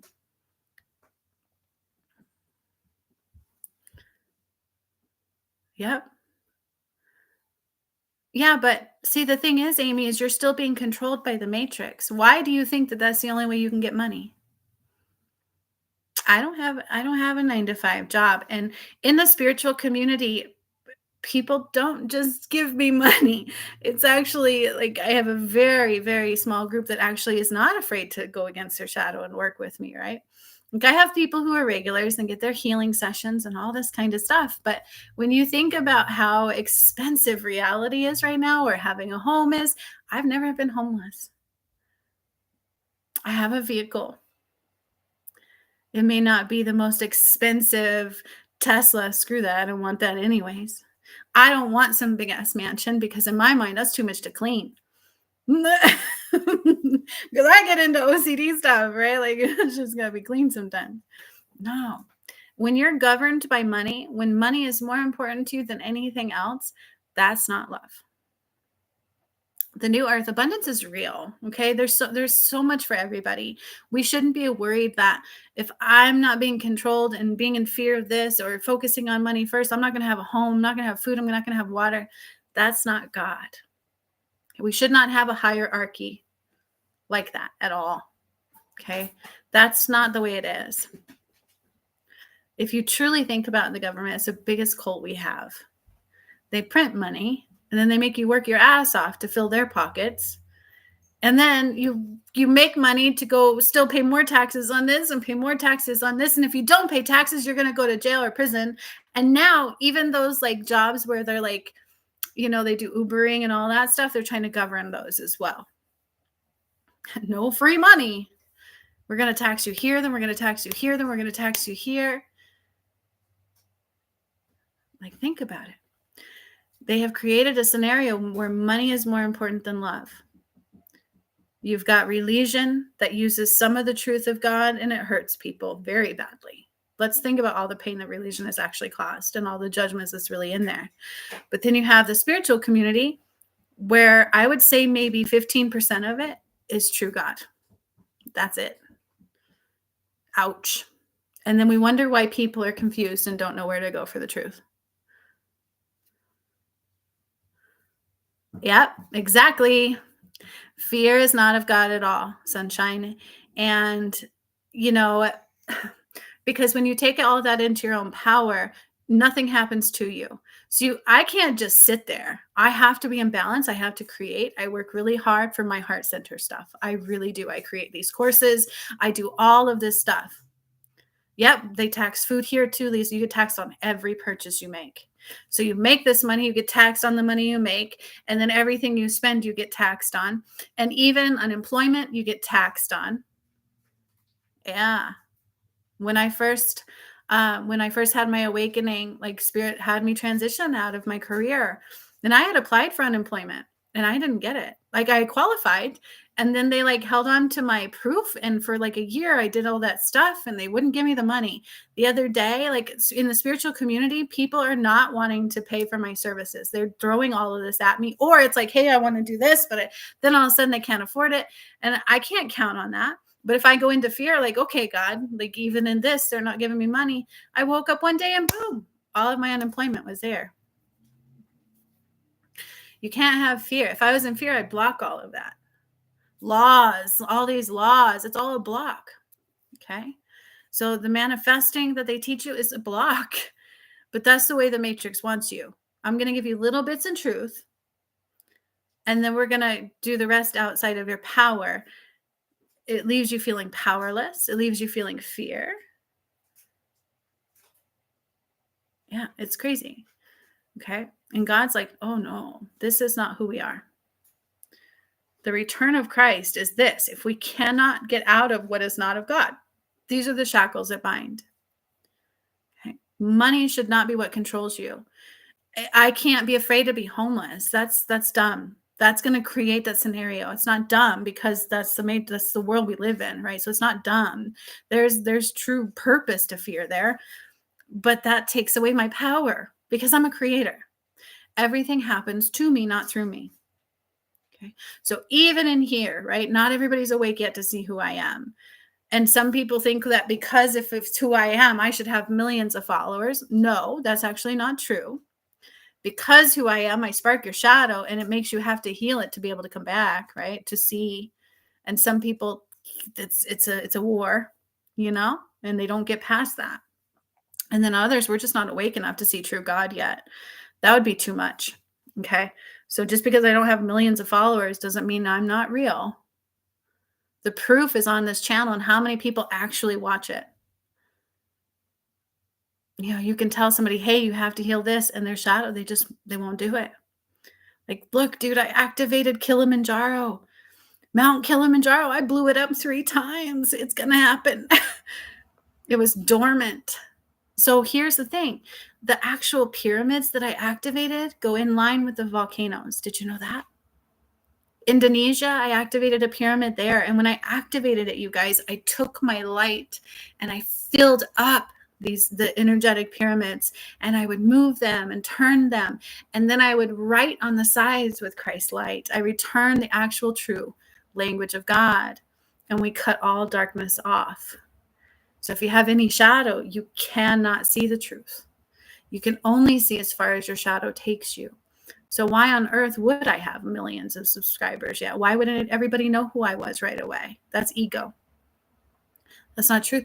They just can't. They have too much shadow to come out of. But the Great Awakening is upon you now.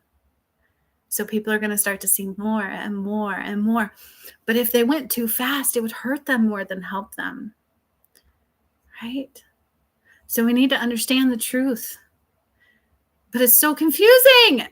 Religion is so filled with judgment and chastisement and pain. And then the spiritual realm is only maybe 15% light. So how do we know the truth? How do you know what pyramid activations are when you have so many people think that they even know what the pyramids are? And they don't. Did you know that half the pyramids that I activated were females? And then when my DM woke up and I healed him enough, and I got a walk-in DM because my original tried to stop the ascension back to Adam and Eve. And I got a walk-in DM, and he started rising with me. The masculine pyramids began to awaken. Those are the ones we started activating together. Did you know that? And the pyramids I activated, none of them were dealing with the ones you know. Not one of them. The one in Thailand, people didn't even know existed. I remember going to Thailand and having to unbury the energy of this pyramid. People didn't even know it existed. The one in Indonesia, I think it was made up of lava rock or something like that. That's where you came in. Yeah, exactly. And people don't realize the truth, but the whole world can't see that yet. So they come on here and they throw their shadow and not realize they just anchored into that shadow, because you can't throw judgment at God. That takes you away from God. You can't throw anything outside of love towards God, because God is only love, unconditional love, not conditional love, right? And so instead of using everything as a reflection to heal their shadow, they'll incorporate it back at me, and then they don't realize they stopped rising at that moment. Yep, that's where you came in, as the masculine pyramids. So that actually tells you what? That you are high in the masculine side. That your masculine side is dominant, and it needed that healing for sure. So we need to understand the pyramids. I wish people would watch those. Those have had the fewest views of my videos were the pyramid activations. The fewest views. People were drawn to the Nile. Some judged that and then fell prey to it. Some were drawn to the undoing the Holy Grail, but barely watch it all the way through and understand what it even is. And then the pyramid activations, very few watch that. They're just not ready. Do you understand? How do we know what's true when the whole world around you is fake? Okay. So understand the shadow because it's wreaking havoc. It's going to get you through anything of God. Okay, it's going to use God against you every which way it can. And when you have people in the spiritual realm who only want money, because the spiritual business became like $1 billion industry. But when you have real people who aren't using the matrix against you, we have less. Why is that? People can see us less because there's too much shadow blocking them from truth. But when they see the shadow, they're like, boom, I see that. I understand that. I get the shadow. They anchor into it really quickly because they're used to it. So when you have truth, it's harder to see. That's why when somebody told me, well, you don't have millions of followers, you can't be Jesus. Well, I'm the female counterpart. So my name's not Jesus. My name's Eve or Sekhmet, or those parts that I cleared, right? The female counterpart.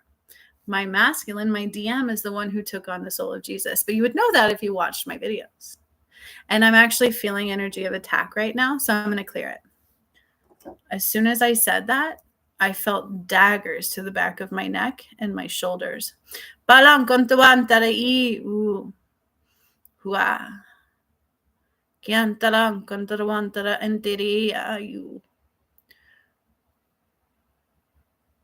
I rebuke the shadow. Rebuke. Okay. See if we can't feel. If we're not in balance from the heart center, you will not see what's real. If money governs you, you will fall. Money was in darkness. Okay. This should not be what governs your decisions. Money comes regardless because it's energy. So you either do it through the pure energy or the darkness, right? Rebuke that shadow. And I don't speak light language. I speak God's language. There's a difference. The light language that was here before was not of Christ. Understand? Doesn't mean that that all light language is dark. That's not what I'm saying. Mine's different though. Because I actually brought back the language of God, which was taken from here a long time ago. Because they used everything of God against you. God was not here. That's what the return of Christ is. Okay? God was not here. That's why everybody's thinking the return of Christ. Okay? So when people would tap into light language, some of it was good, just like in every community. Some of it's of light and some of it's not. They're just different layers. Some of them will call them from like alien species, galactic species. Mine is Christ. Okay, it's Christ language. So it's not quite light language, it's language of God.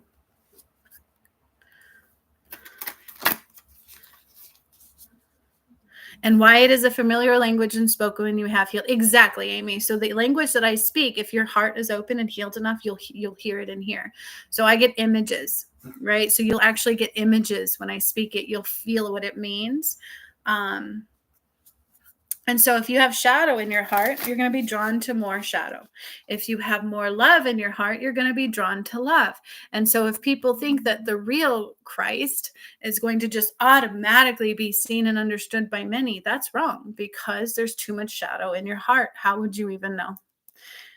And a person actually did that on the video. I did a video on that recently. Is Jesus is walking amongst you, but most people can't see it because of the shadow. I don't think he quite said it like that. I posted it in our group. Did you guys see that? Like, see? Some people get it. Some people see it. Some people are more open. And where the majority of the world is not. And this is the Great Reset. It's the 7th wave of creation. Okay? It is the true return of Christ. And what does that mean? It's not just a man named Jesus. That's the Jesus complex. Think about that, okay?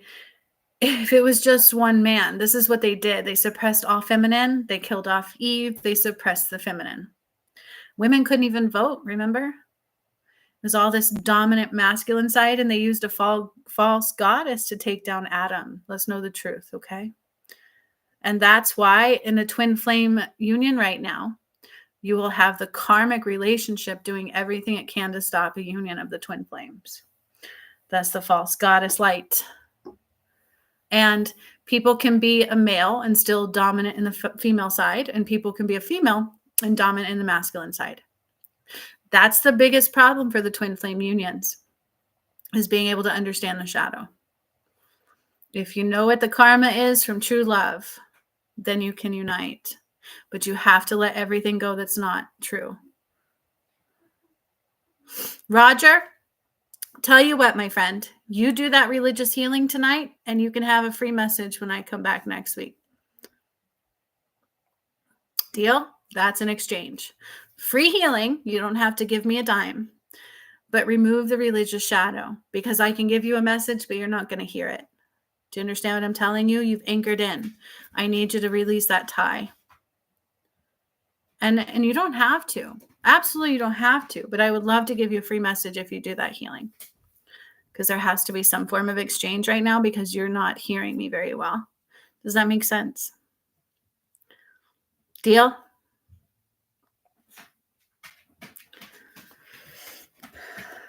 Awesome. Okay. And it's free. There's no money involved there.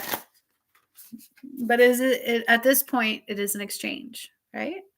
And that's what money should be viewed as. It's a tool, but it's also should be free. What does that mean? Okay. Not governed by the matrix. If I am heart-centered and all 13 of my gates are cleansed, I have let go of all the shackles that bind, and I am in a heart-spaced creation, and I'm not focused on money or fear or any of the shackles that bind me. I am free. I know I'm a creator. I know the universe has my back. I know God has my back. I know they know my needs. I don't need to constantly express them, because that's lack. Okay? Then as long as I'm going, what I need finds its way without me even worrying or thinking about it. Okay. But it happens to you, not through you, not to you. Okay. So I can't just be like, okay, I'm free, and just sit here and expect everything to come to me. That's ego. I work my ass off, and I've been doing it for a long time with very few people able to see it. And some people will go, well, nobody sees her, so she can't be real. That actually makes me more real. Okay. Understood? Is it making the sense? I hope it does. I hope people watch this. I really do. Because it's important. Okay. It's hard to understand truth when we're surrounded by lies. So that's why when I place the truth in front of people, their shadow, number one, will stop them from seeing it, because the shadow doesn't want you to win. It doesn't. It doesn't want you to rise, because it's falling, and it wants you to fall with it. That's the only power it has.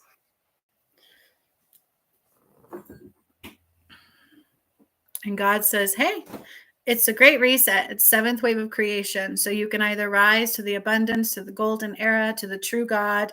Christ is returned. You can either rise to that through healing all the way, because God will not. We cannot have any shadow stay. What I did, the light language I use, all the healings I did, all the pyramid activations, the earth has changed. She is now 100%. The entire Garden of Eden will be her. Okay. And if you can't match that through pure heart space, through pure creation of you, through God, you don't stay. And that's why they're calling it Judgment Day. But that's religion. God doesn't judge. Only religion does.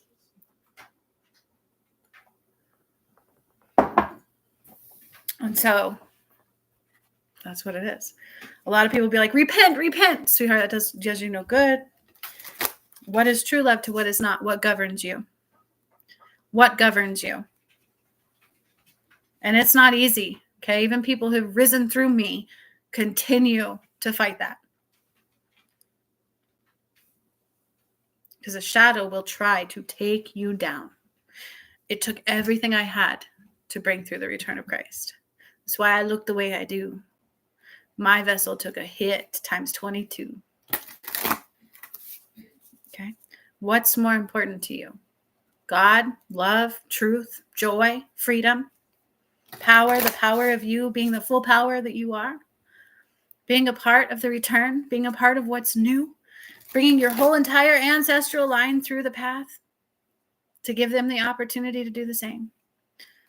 Or do you want to stay in a comfort zone that will not stay at all? Let's be real. But how do we know what's real in a world that's fake? In a world where deception is on both sides. I could sit here and say all day, religion's fake. But I wouldn't be telling the truth if I didn't tell you most of spirituality is too. Because I'm spiritual. So why would I say that? Because that's true. Amy, and you're not the only one, sunshine. That religious thing was not supposed to be me doing it. Let's put it that way. That was not my purpose. I brought the return of Christ. That was for the person who it was in their line to do it. So, but I will not let the shadow in it. Right? So no matter what, I will step up. But we've all got purpose, right? We all have a purpose of some form. That's why it bugs me when some people go, "You're a chosen one," and if you're here, you're chosen. You told God and said, "I'm ready. I'm ready to stand up and relieve all of this shadow, these false, and help bring my family through." But it takes a warrior. It takes strength. That's why if you're here, if you're awakening, if you have these things landing in your path, because you told God you were ready to do it. But it's going to kick your ass. And you have to do it through a veil of illusion, just like I did. I didn't see it all. It was my own awakening. I just stay in the here and the now and would follow every nudge. And when any negative would get in, I knew it didn't align with God. So I didn't follow it. That's it. It becomes more simple from that, but it still hurt. Yours won't be as painful because I actually brought the true return of Christ and they tried to stop it. And so now it's just your soul they're fighting for. So it's going to take strength. It truly is. Everybody talks about, De La Roca even talks about that. He dealt with it, and I talked about when he was dealing with a big shadow component. He's got a couple more waves to go. So Eagle will tell you you're already in the new earth. Nobody is yet, except for those that rose with me, and you can remove yourself from it still, because you cannot take shadow in it. You can't. It won't happen. And God is good. God is not what religion said. God is so good. God is so good. God is patient. God is kind. God is nothing but unconditional love. And I look to God and go, God, you're strong, because how he just sees past everything. He knows that this world is not easy. He sees the purity of our heart. That's why I tell you guys, I see your heart. God is so good. So even when we fall, he's there again with that hand to help us right back up. He works things through you if you want them. He just can't force you. And when you repent and go, "Please forgive me," God says that lowers your vibration. I already love you. I don't even not forgive you. Like, that means that God would have to think less of you. Why would God think less of you?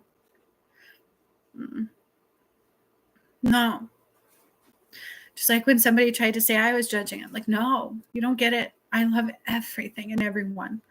To me, we're all equals. There is nothing less than, nothing above. We should all be connected through love. And that's what God is. So you imagine the patience of God, right? Yeah, exactly. Exactly.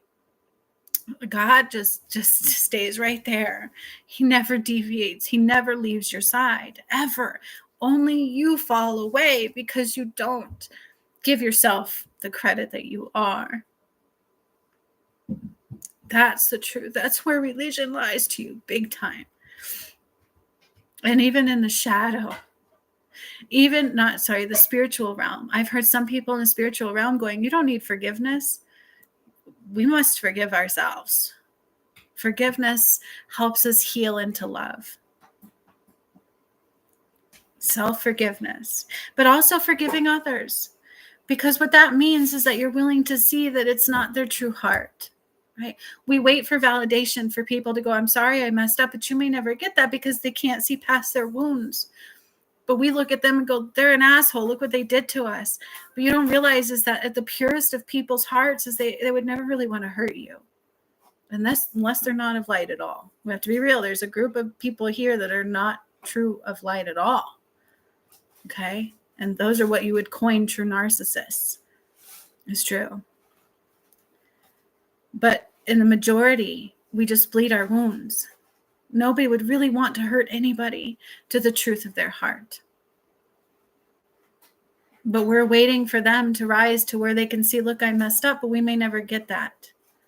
So forgiveness is always required. You have to see past that. Do you understand? God is good. God is so good. He's always right there. And when we get back up and we're like, we can see him again. He's just right there. He never left. He doesn't judge anybody at all, at all, at all. Everybody's deserving of love. So why don't we do the same? Why is not everybody deserving of love? Well, number one, religion teaches you otherwise. Can I get an amen?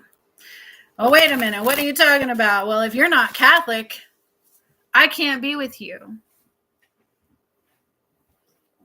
What? Have you ever heard those stories too of like this kids that grew up in this household and the father would beat them and use God's name the whole time? I'm going to beat the darkness out of you. Like, wait, what? Are false concepts. Okay. We don't know God here because he wasn't here. Millions of people are not going to see the truth right away. So no, they weren't all going to see me right away. Just because so many people don't see me doesn't make me not real. It actually makes me more real than not. Because your heart has to be pure before you can see true God. You've really got to wake up out of that veil. And for some people, it takes a complete crumbling foundation for them to go, I surrender. And for others, they still won't want to stay. They're anchoring into a comfort zone because they could never see the truth. Just like my DM, my original twin flame. I can't blame him. He never fully saw the truth. He never healed enough in time. No matter what I did. He had a black hole in his heart. And that was hard for me to understand at first because I know I would never choose anything over God. And I didn't understand how he could until it was all said and done and I got a walk-in DM and then I got a very clear picture. That is a prime example of what is going to happen to humankind that choose not to rise. They anchor into a black hole in their heart and they can't see the truth. I'm a firm believer. If you can see the truth, you ain't going to want to not rise because it's the great reset. You will start over somewhere else. You either become a part of the seventh wave of creation or you go start over. Or you will never know this life at all. Do you understand?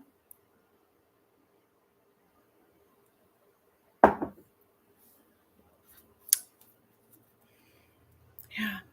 And you guys, even my new DM is teaching me to love deeper. Oh, yeah. Even I can take it deeper. But even he needs to rise too, right? So we do that for each other. It's a constant internal, let's rise more. Let's look at this. Let's rise more. And that's what it should be for everybody. It's not the end. It's the journey. Every day is a portal to healing. Every day is a portal to more. Every day. We don't have any other time for anything else. Okay? Money should not be your govern because God says, trust in me, even when everything else is unseen. It's energy. So the matrix money is going to fall. And if that is what is governing you, in the ways it's controlling you will also fall. And it's falling. I went to a store the other day and he's like, this is the worst economy we've ever had. And I'm like, I'm over here like abundant. I'm like, what? Like, what? I didn't see that. Because my world is different. Because I rose. I'm in the new earth. Money should not govern you. If it should be love.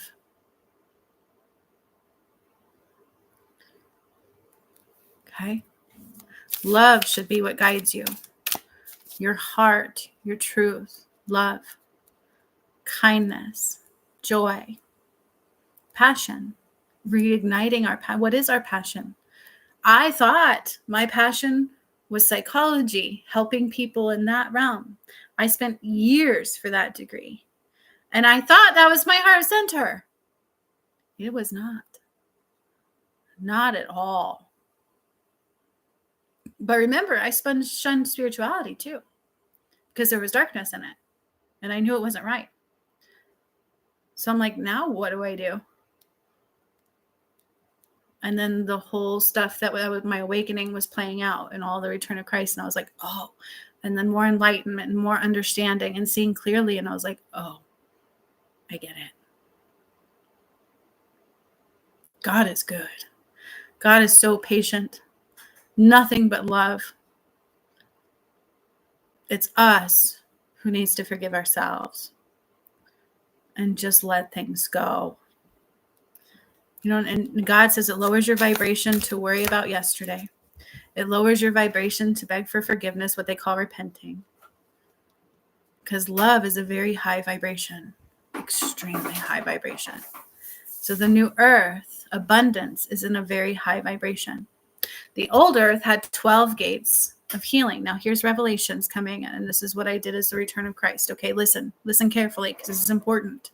This is very important keys into manifestation, into the new earth, into everything. In the old earth, you hear a lot, and through the spiritual community, you will hear the 12 gates of abundance, right? Like we hear about that. We know there's 12 gates to abundance. There's not. There's actually 13 gates to abundance. I closed down all 12 gates of darkness. You feel me? And when I did the Nile, that's what came through. Okay. I turned the Nile blood red. I didn't understand what that meant. It's all the blood. It's all the things I'm removing from this earth. Okay. And then it dries up. That will actually play out. And then they told me there's 13 gates, not 12. And I changed the crystal in the core from darkness back to light. Okay. And I closed down all 12 gates of darkness. Darkness can never return here again. It can only exit. That's what I'm telling you. Okay. And in the new earth, you have 13 gates to abundance, and that's releasing all the shackles that bind you. Where in the 12 gates of healing, it was like all this healing you had to do, and it just was never ending. And when you just release all of that and you rise into the new earth, you make it through all 13 gates. This is Revelations 21:12 and 21:13. There's more proof to who I am right there. It makes sense when you know the truth. Okay. Seriously. And I actually brought through the 13 gates, but then I listened to it too. There's 13 gates of shackles that bind you. And this is what Revelations talks about, the testaments to God. You are tested 13 times as we rise. But it's actually more than 13 times. But there's 13 gates of lessons you learn to rise through. That's what Revelations talks about. But they don't explain that clearly. What are the shackles that bind? I've been telling you guys over and over and over and over and over. Ego, fear, the shackles of the mind, right? Money. Why would we focus on money? It's love. Focus on love and money finds you. Abundance finds you. 13 gates. When you're heart-centered, love, focused, balanced from the heart space, pure of all the shackles that bind you, money is the byproduct of your joyful creations. So I never know where it's going to come from. God will say, put this out there, and 0 people will purchase it. And I could go, well, then fuck, what's the point? I'm not going to have money now. But God says, no. Don't fear. Don't have expectations. Shackles that bind you. People can't see you yet. How many times do they say that? If you actually did the work with me, God would say that. People may not see you yet, but we do. The angels would tell me this over and over and over again. People don't see you yet, but we do. Just be open. Something's coming. And sure enough, it would come in another avenue. Because people in the spiritual community and humankind are throwing nothing but judgments my way right now, because that's their shadow. They're not awake enough to see God yet. And people are expecting a man to walk out of the sky, which is not even logical at all. And don't even realize Jesus has been here the whole time. You see, these are the shackles that bind. All right. So who wants a message? Amy said she did.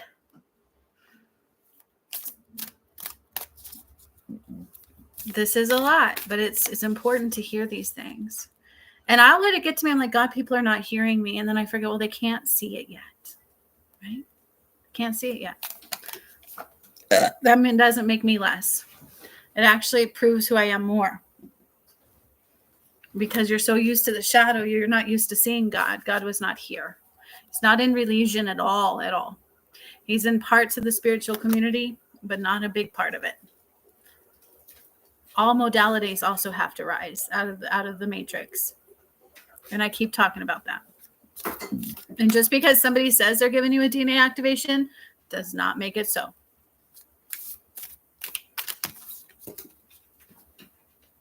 Most spiritual people still can't see who I am.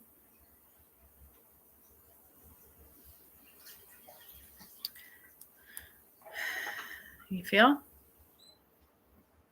And then there's people who do the healing side, but stay away from, the ascension stuff. But their heart is pure enough they can see me as a healer. So there's layers to that. So here's just a bit of a collective. Life is speeding up, okay? Life is speeding up for a reason. There's two energies at play. One is the matrix that's speeding up and it's heading out. Anything tied to that is on a faster timeline. I'm on a slower timeline. Where it's really weird too. Like I always feel like I should be rushed and there's nothing to rush to. There's absolutely not. I stay in stillness. I need to slow down more and I need to slow down more and I need to meditate more and I need to slow down more. Those are the ones that will stay. Because I undid the false concept of time. The structure of the moon, the 30-day cycle was not of God at all. Please hear me. Don't come and leave in an important part because that's very important to understand. The 30-day cycle, our birthing cycle, was false. False. Our seasons was false. That's how they messed with your weather. They were speeding up time. It shortened your lifespan. It made you sicker. It made you die quicker. And yet you see people who waking up going, do these people time travel? No, they're just in a different form of time. So understand, some things are speeding up really fast. The only thing you should be working on is healing and healing and healing more. Letting go and slowing down, letting go and slowing down, letting go and slowing down. Trust in divine detours. God takes out the trash sometimes if we don't. Sometimes we think something's going to happen, but God says, not yet. So when people thought I should have been famous already, or that must mean that I'm not real, how do you know that? Because the earth can't see God yet. They weren't awake enough. The veil was too thick. They have to rise and rise and rise and rise. Otherwise, it would do more damage than good. So you have to trust that things are beyond you. Okay? Our limited capacity, that's expectations. We have to trust that things are beyond us. Release the shackles that bind, the divine detours. Sometimes I think this should be happening, and God says, nope, not yet. So when people are like, oh, she's uniting with her twin flame right now, I'm like, please don't throw that my way. It's been an ongoing union. Internally, we are united, but even I won't hold shackles to the physical, because guess what that would do? Shackles that bind you. think on your feet. I did a video on this recently on this channel too. Actually, that was the energy that was up this week. I do believe it's very important. What does that mean to think on our feet? That sounds weird because they use the word think. And truly what this means is don't think. I knew my whole life I was different because of that. If my heart said do something, I would do it without thinking. And people didn't get that. I would just follow my heart, even if it went against the grain. And it did that a lot because I didn't align with my family. They were karmic ties. So we have to think on our feet means don't think at all, act. Act from your heart nudges. That means don't analyze. Don't even give your brain time to take over, because that is where ego is going to come in. That is where fear is going to come in. That is where it's going to take you off of the timeline of healing and rising. We are connected through the shadow in the mind, and we are connected through God in the heart. Dude, if people were truly healing me, this is everything and everything you need. Okay? This is so true. Think on your feet means to not think at all, act from the heart space without giving it a moment to think. Even psychology tells you to analyze. There's so many people who won't do things because they need to know. They need to see all of the step 1, step 2, step 3. I need to, this that matrix foundation. It's false. God is energy and vast. The new earth is energetic based and vast. So you must be free. No expectations, just be. When the heart says do something, boom, fly and fly free. And just trust, because what you want is minimal, guaranteed. Unless it's based in the matrix. Then it's fake.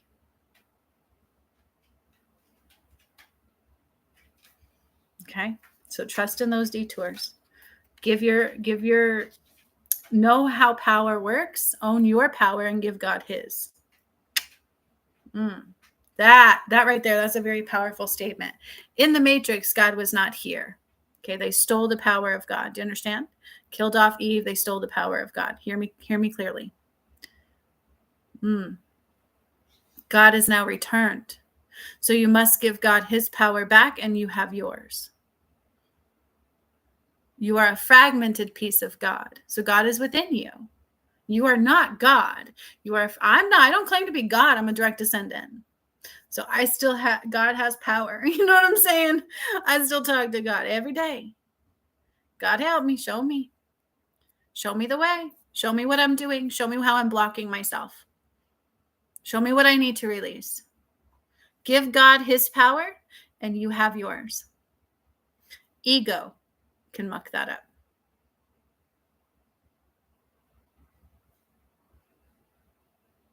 Thank you, God, for these reflections so I can see what I need to heal. Thank you, God, for your strength. Can you please give me strength? I need strength. And God will send angels. He will send the lions. He will send many things to your aid. So when I tell you you're a powerful creator, give God his power, and you have yours. And know the shadow 666 gets in your head.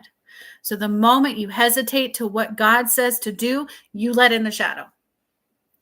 The moment God says do this and you're like, but I want to do it my way. I'm too scared. I'm too this. And God says, those are not me. That's not real. Then you anchor into that shadow, and then you have more lessons to learn. The cycle repeats. And we don't have time. I wish people were hearing this. This is so important. So important. The moment you hesitate from God's nudges, the moment you think instead of act from God's true nudges in the heart, they're going to invoke some things. They're going to make you feel uncomfortable. They're going to make you worry about what other people think about you. They're going to invoke the fear that the matrix has created in you. Those are the shackles that bind you. 13 gates. The moment you trust in God, in the heart, in the truth that goes against everything around you, it goes against the matrix, okay? The moment you hesitate to listen to God is the moment you let in the shadow. The moment.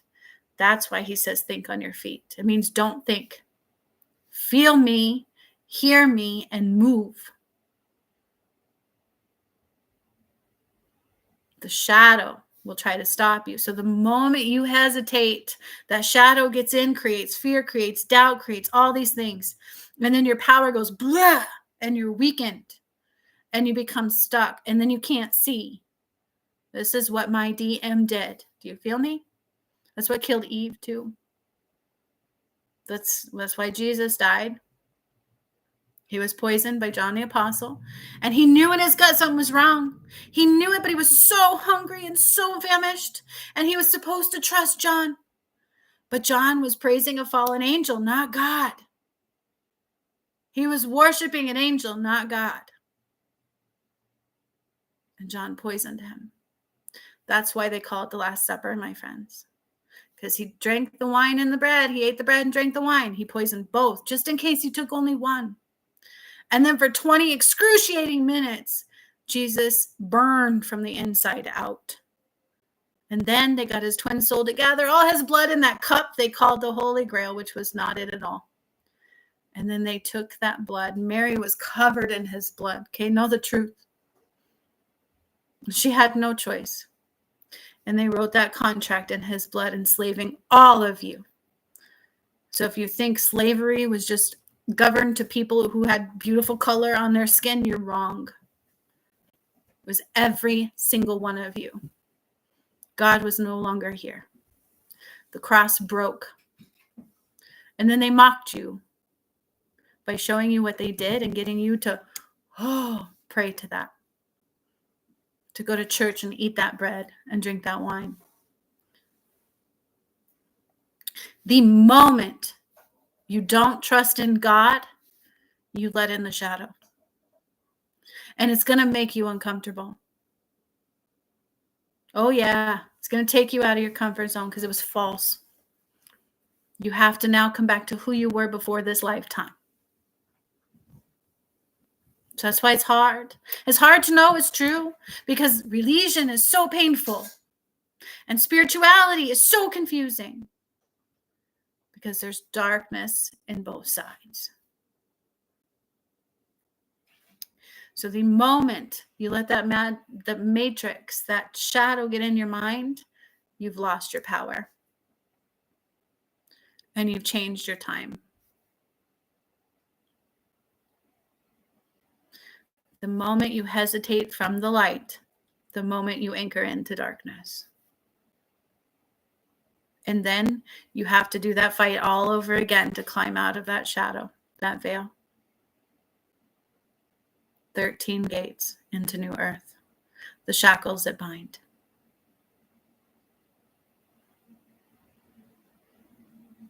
That is the entire blueprint of life. Who can hear me? Are you awake enough? The moment you worry about other people's opinions or judgments of you, the moment you anchor into their judgment. Because God is not judgment at all. But religion teaches you otherwise, doesn't it? It's a big division and judgment right there. Then they tell you judgment day is upon you. God is going to judge you. No. Who is pure enough in the heart to hear my call? That determines it the whole way through.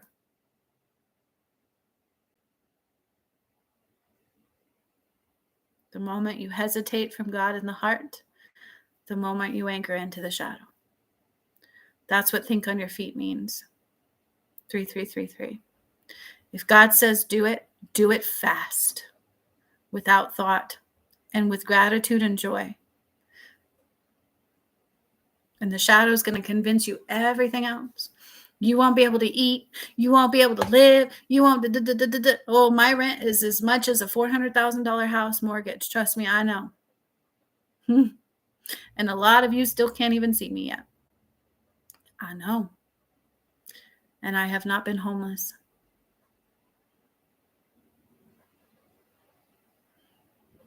The moment you hesitate to light, the moment you become a shadow.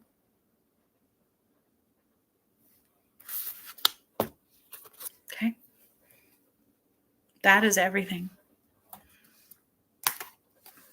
All right. I will do messages now and call this a day. Roger, please do that healing. It is time. Trust me, it is time. You do not have to. I would never tell you you have to, sunshine. But I'm going to tell you is that that's the most important thing you could do right now. And it will help you release some shackles that bind you. It will help you see clearly. And then the next time I see you, I will be able to see that in you. And you can let me know. And then you can have a message. Okay? It's time because you're anchoring in. And I don't want you to. But you can if you want to. It's all about free will. All right.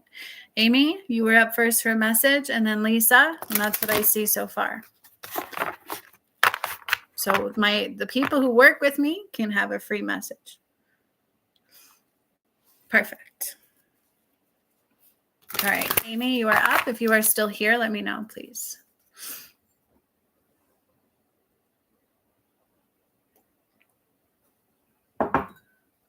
You know what song I got in my head as I was saying all that? True word of God. Hey, you sitting over there. You better get up out of your chair. What song is that?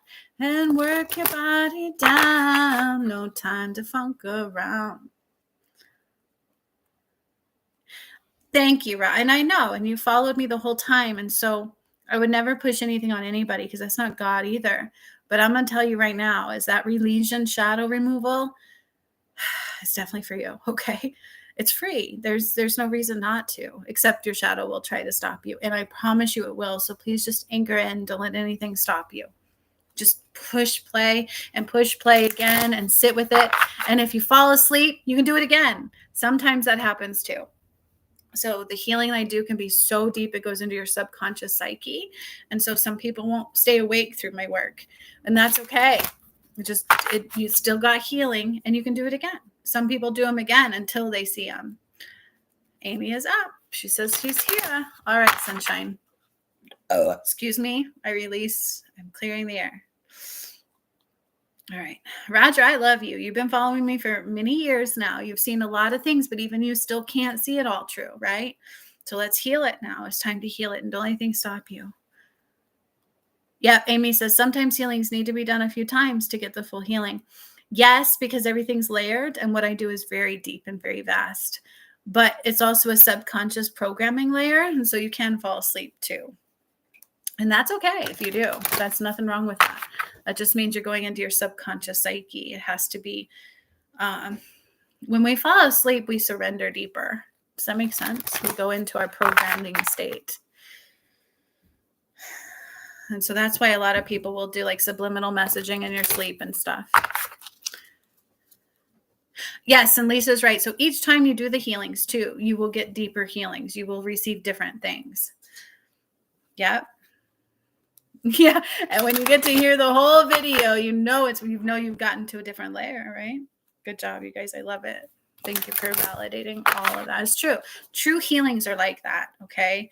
So if you go do a guided meditation and it seems to work on the surface level, but it's not very deep, I'd look for deeper. You know what I'm saying? There's layers to everything, and it doesn't mean it's not help. It's like Reiki. Getting the download of Reiki, I have to ascend it. It needs to evolve. Because it's an outer layer. Like I have some, you can feel some of them you can't at all, because they're just, they have their own shadow.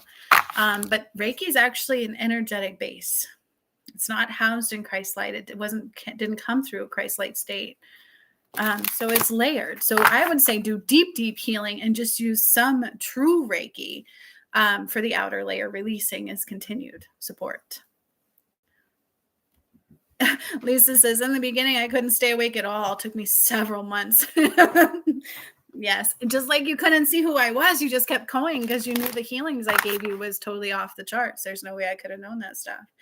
And when they're medical proven too, I've had that happen so many times.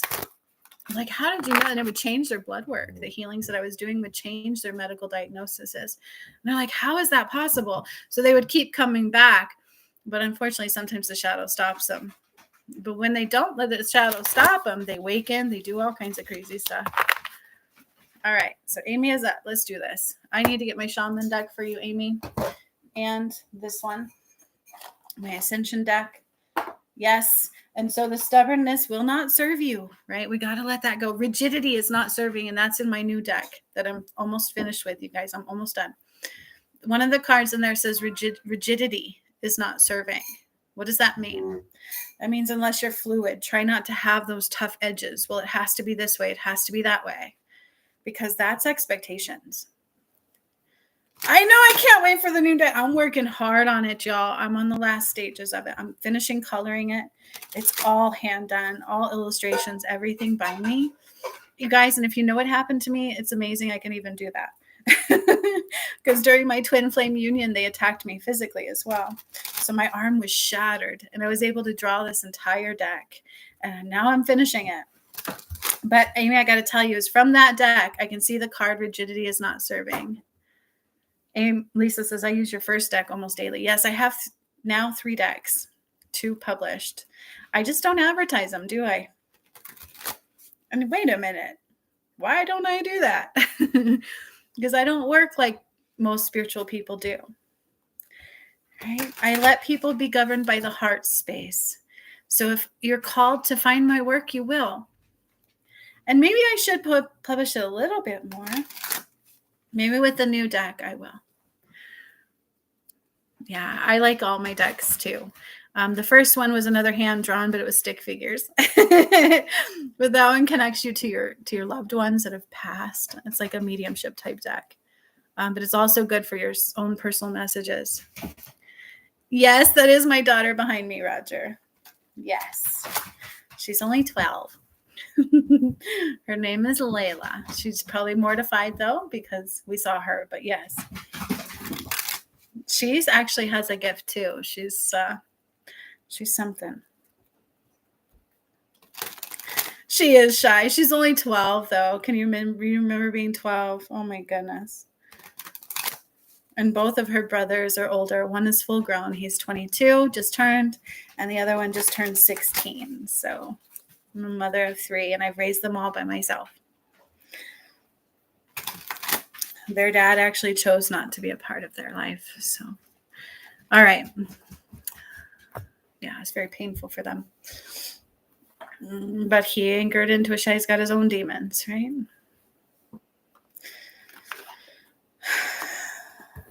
But they're special kids, let me tell you. They're all artists, too. It's amazing. All right. So, Amy, the first card that I'm seeing for you is actually from my new deck, and I can't pull it out for you, but it's rigidity is not serving. Aw, thank you, Roger. She isn't. She's just now taller than me. I'm 5'3 3/4", and she has just made it to that, but she's inching above me, and she's only 12. My oldest, everybody thinks he's like my boyfriend. I'm like, no, that's my son. They're all taller than me. Yeah, and my oldest, he's got like, facial hair already, and everybody's like, oh, do you and your boyfriend? And my son gets mortified. He's like, oh, that's my mom. I'm like, well, thank you. I must look young. It's funny. It's pretty funny. Okay. Excuse me. I'm going to get right back into this. Let's do these mess. Let's do this. I love this live. You guys, if you're just joining, please listen to this whole live. It's so good. And every piece of information you need to rise is in this live. This was a really good live. Amy, you're blocked in your solar plexus. But here's the thing is like self-sabotage is what I'm hearing. So you're self-sabotaging and you're doing it big time through your solar plexus, but also into your heart and in your sacral and then into your root and in that order. Rigidity is not serving. You need to work on being more fluid. So the matrix is very rigid, right? The matrix is like, if I don't do this, this is going to happen. If you don't do this, this is going to happen. Or worry about your future and worry about your past. And there's my other baby. And you'll never have power because the only thing you have is right here and right now, and you are fully powerful. Okay, so we create everything from the second out. So this is why I don't do past regressions. I just heal all the wounds in the now, which changes your past and changes your future. Okay, so this is kind of a reflection of rigidity is not serving. You must be more fluid, more expansive, more open. And just like I've told others, is go back through the 13 gates that we did when we made it through into the new earth and listen to what every gate is. Those are the shackles that bind. And you must release them. Excuse me. And the mate, so you're being governed still by the matrix, and you need to let those go. The moment you do, real abundance can flow. Otherwise, it's going to keep crumbling. Excuse me. More releasing. So you're definitely blocked. Oh, goodness. You're big time blocked in the solar plexus, sunshine. I woke up today going Sunday. It's the day of the sun. So just absorb the sun. Also, the Hertz music I did opens you up to those sun frequencies. So that also might help. Okay, let's see. And again, you're a twin flame. So the shadow works through you over time. Okay. And you're still governed by it. So it's using that against you. So be very mindful. This also goes into that dream that I tried to warn you, to tell you about, was like a warning. It's all there. And I do see the puzzle piece like coming to you, right? Like putting together the pieces of the puzzle, trying to slow down. I got to slow down your energy a little bit. Why am I hearing this song very loud? Hey, you sitting over there. You better get up out of your chair and work your body down. All right. So here's the cards that I'm pulling for you from this deck. But hang on. They want me to pull another first.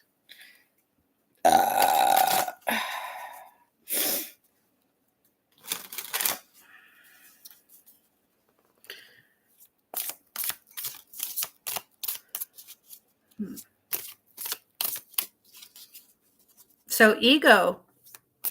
So here's another card that I'm seeing from a totally different deck, but I'm getting the image. It's like that image of the person sitting in the middle, and there's a person up here, a person up here, a person over here, and a person over here. You have to understand what voice you're listening to. Okay. You have to understand what voice you're listening to. Because sometimes you listen to ego and sometimes it's fear. But rarely is it the heart-centered nudges. Very rarely. It takes something big to get you to just surrender. That's what they're saying. Okay. Ooh, snap. All right. So let's look at these. And then after these, I'll have another card to pull. Okay, Amy, are you hearing me? So Amy, we have benefactor, grace, and generosity, right? This one's a complex card. So you can read the book on it, but it goes deeper than that. Okay, good. So let's put it together, okay? So we have benefactor, grace, and generosity. And then we have closing door, completion, okay? Then listen to this. Important. Hollow bone, teachability. Okay? And then we have gathering around the power of community. So when we put these together, you're going to get more of a clearer picture of the message. And when we don't bind ourselves to the book itself, we're going to get a clearer message here. And that's what they want me to say. This is why you have to be very careful who you do get messages from. What are they reading from? What are they hearing it from? But we have benefactor, grace, and generosity, and hollow bone, teachability, closing door, completion, and power of community. So you need to be very careful, number one, who you surround yourself with, and number two, who you listen to. Didn't I say that? Then we have the energy of grace and generosity, benefactor. This means that some of us have a purpose that is greater than others because, not because we're better than anybody, but because we've chosen that path. Okay. We chose that path. So let's say you actually did rise through the return of Christ that I did as I was bringing it through, which you did. And you also helped save my life. So what I would tell you is you carried energies through. So I don't want to say this to where ego gets sparked, right? Because nobody's better than anybody, ever. It's just, are you more open? Do you take on the challenges more? That's really what it boils down to. Okay. What was your purpose? Where did you come from? And what is your purpose of change? Okay. Because some of us are going to carry more others. So, you'll have people of the ego and spiritual community going, I'm more powerful and I did this. And really, truly, it's actually more difficult in truth, if it's true, if it's real. It's more challenging. It's more difficult. It can be a lot to let go and it can kick your ass, okay? Because you're meant to change it for others. That's what this card is representing. You need to close the door on your expectations. So it froze on her. Is everybody else having that same issue? So there's a reason, Amy. There's so much interference. Okay. So much interference. So yes, you chose the path, but you, as one of the first through, Amy, you actually helped save my life on the Twin Flame Union. You know what I went through. The pain that I went through, what the return of Christ was, you know, firsthand, because you saw me going through it. You saw me waking up through it. I could have made it up if I tried. And you know that because you were right there next to me and it was hurting so bad. And when I was attacked by that shadow, who had to help me heal it? And it scared the shit out of you because it was scary. Yeah. And so you didn't come through that gate just to come through that gate. This is where I'm like, God, like, this is where the other day I told God, you have a little more patience than I do. I'm human. You know what I'm saying? I'm still human because God's got some patience. Because why on earth would we ever come through just for us? It's never just about you. I didn't sacrifice my life and my twin soul and my body for me. I did it for all of you. And I'm going to keep shining my light even when people can't see it because it's not just about me. I don't have millions of followers. It's not just about me. I'm going to keep doing it. I'm going to keep doing it until people can see it because then they'll know where to go. I don't do it for prestige and ego. I don't pick places where, well, there's more people here. There's more this and that. I just do it because that's where God tells me to go. And even if it may be painful and people may judge or whatever, it's not about that. It's beyond what I know. And I know that for people to see true God, that would be too much at first. Okay. So we don't do it for money. We don't do it for fame. We do it for love.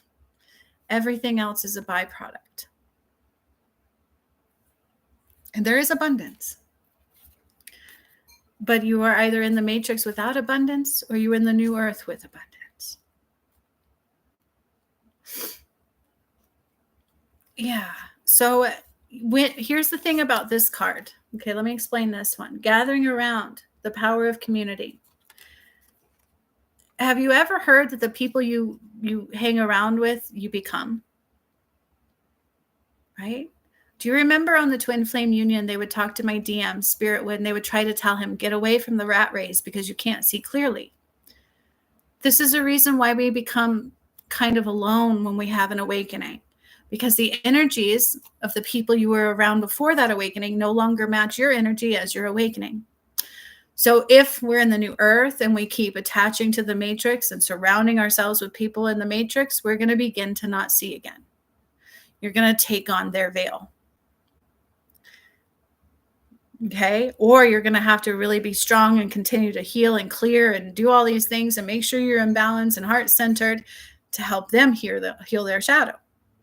But if you're not doing that, you're going to become blinded again. And in this message, it's also telling you, you have to do things differently. You can't do things the way you used to do them. Lisa says, man, I have a rude awakening to that.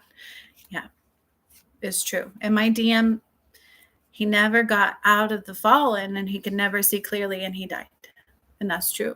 And he did die. And I know you can say spirit doesn't die. Well, no, we don't fully die, but he did. Because I got to walk in. So God literally ripped his soul in half, and what was me went into somebody new, and what was David went completely into something else. So who he was is no more. Okay. So that's why I say it that way. But he could never see fully clearly. And that's why we talk about that. He wasn't a bad person. He had a black hole in his heart and he never left that energy. That's why we become alone sometimes, so that our vibration should change. And we can't be surrounded by other shadows, or we can't heal. This is why even on medications or even marijuana, you can't heal all the way. You have to clear your system. Okay, so this is all in there. So understand, it's not like you have a better purpose. I don't like that. I don't like how people are like, you're a chosen one and you're not. No, we all are. Okay, we all matter. But the thing is you rose to a different path and a different occasion, and what you do affects everybody around you. But also those that you surround yourself affects you too. So you need to do things different. You need to complete the past and let it go. And you need to be teachable. You need to be a hollow bone, new beginnings.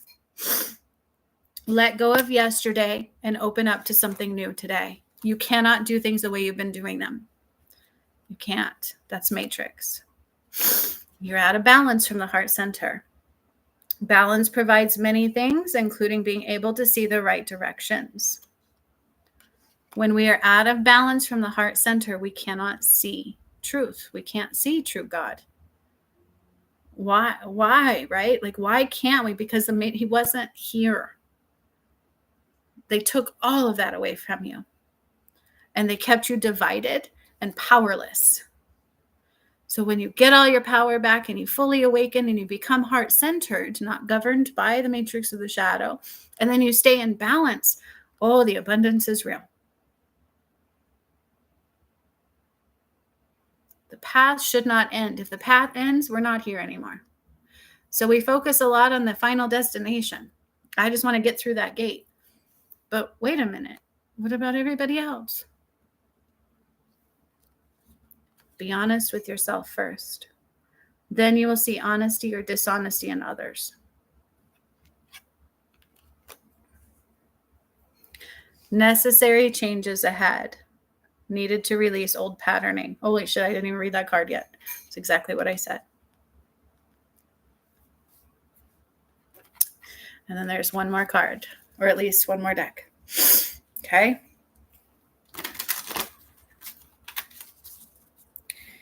This is making sense. I hope it's not cutting out for you. And you're hearing all of it, because it's a layered message. As a twin flame, Amy, I'm going to tell you right now, the only way to unite internally with your twin flame is through the balance of your heart space. People pay others lots of money to unite with their twin flame, and I'm going to tell you right now that's unnecessary. What you have to do is let go of the matrix, because twin flames are very high frequency relationships. They are not governed in third dimensional in reality there. They're not usually united in 3D. They unite in higher frequency realities, because that's the kind of relations. 144,000 are that, okay? Twin flames. And so it's not necessary to be anything other than the pureness of you. When you are truly heart-centered, truly balanced, not focusing on your other person, we don't need to worry about codependency. We need to worry about self-love, self-growth, self-development, balance from the heart space, taking off the masks, releasing the shackles that bind, letting go of the matrix. When you get there and your vibration is high, union will automatically occur. But remember, your twin soul has free will. That's why we have to continue healing sometimes. Okay? If you're not doing that, you cannot unite internally. So even if you united in the physical and you're not aligned internally, you're not in the same frequency. That's why he may not even know he's a healer. And the only way to make it through together is to make it through equally. Oh, when I let others shine, I shine too. That can have two modes to look at that, I'm hearing. When I let others shine, I shine too. So when I shine my light, I give them permission to shine too. Wait a minute. Is there somebody you feel like you need to dim? Question that. Who do you feel like you need to dim? That's what I'm hearing. I trust the mystery of life. There's another one. The first card I told you was the rigidity is not surveying. That goes with this one. I trust the mystery of life. I don't need to have all the answers. I need to trust. I shed habits that hinder my truth. I release and I renew. It's exactly what I said. On my journey, I energetically threw up 3 snakes. Remember that? And I didn't know what was happening or why. It was intense. I had to go within, and all of a sudden I was like gagging up snakes out of my solar plexus. There was 3 of them, and that's actually relevant to Sekhmet. I didn't know that at the time, though. I had no idea. I thought that was so weird and so freaky. And at first I thought snakes were negative. I didn't know what it meant. I'm like, was I being attacked? It's a power upgrade. Okay. Every time we release the shackles that bind and we stand in our own truth and our own power is when we're taking our power back and we are in full power of creation. I shed habits that hinder my truth. I release and I renew. Closing door, completion. So when you go to work with me now and the matrix says, oh, nope, can't afford it, there's a reason. You see what I'm saying? They're going to use your power against you because you're a creator. We create. Money is energy. So we call it in. We don't push it. We pull it. But we don't think about it. We surrender. We just stay in the here and the now. We stay in the balance of the heart center. Joys, creation, passion. I still got to work. I work my ass off. I work 7 days a week on my business stuff. And people still can't see me yet, but I don't have expectations. So when people in the spiritual community aren't seeing me yet, and I'm not supported that way, I still have a way. Something always comes through. You feel me? Why would I have expectations? I could say, well, God said for me to do this business. And I could say what the matrix would tell me to do is, well, this business doesn't seem to be successful yet because I don't have millions like other people do. Like, what the hell?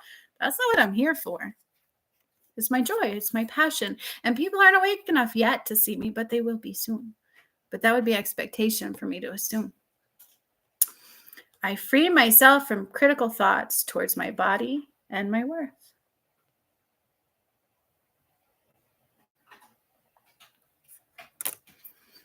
And that is your message. Also, are you nurturing your body enough? So as I went to end that message, I felt extremely hungry. Like extremely hungry. Make sure everything that you put into your body is nurturing and will support you. Make sure everything that you put into your body, either visually, mentally, food-wise, will support you and nurture you. Does that mean we can't have an occasional goodness, like a goodie or no?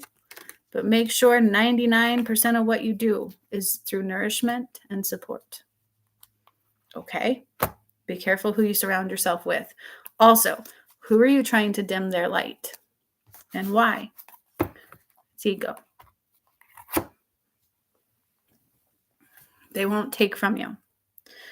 Where does that come from? I would question that.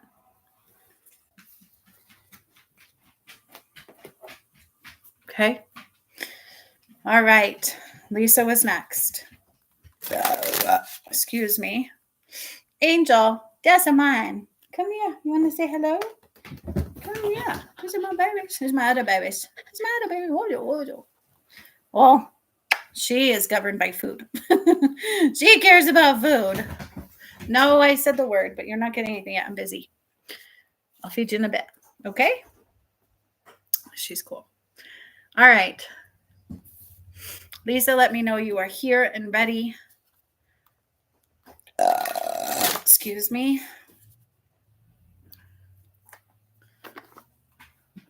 You're welcome. I'm glad you did. I love messages. Honestly, these messages are priceless, really. Lisa is here because I take you right down to the nitty gritty, right? I'm like one of those things. What do you do to ascend? This is it. Excuse me. All right, Lisa. Whew. Okay, so there's what I'm hearing right away is big changes are upon you. So I'm feeling it's like multiple layers, multiple avenues of changes are happening for you at once to where you cannot pinpoint just one. So I would never focus on, okay, so there's a little bit more of a message of needing to surrender to the here and the now. Okay. You don't have to have answers to everything.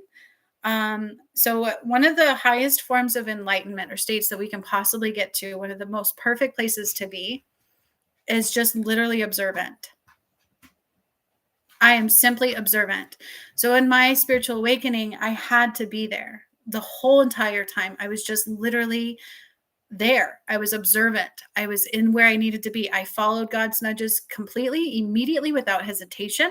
And I knew what didn't align and I didn't listen. Okay.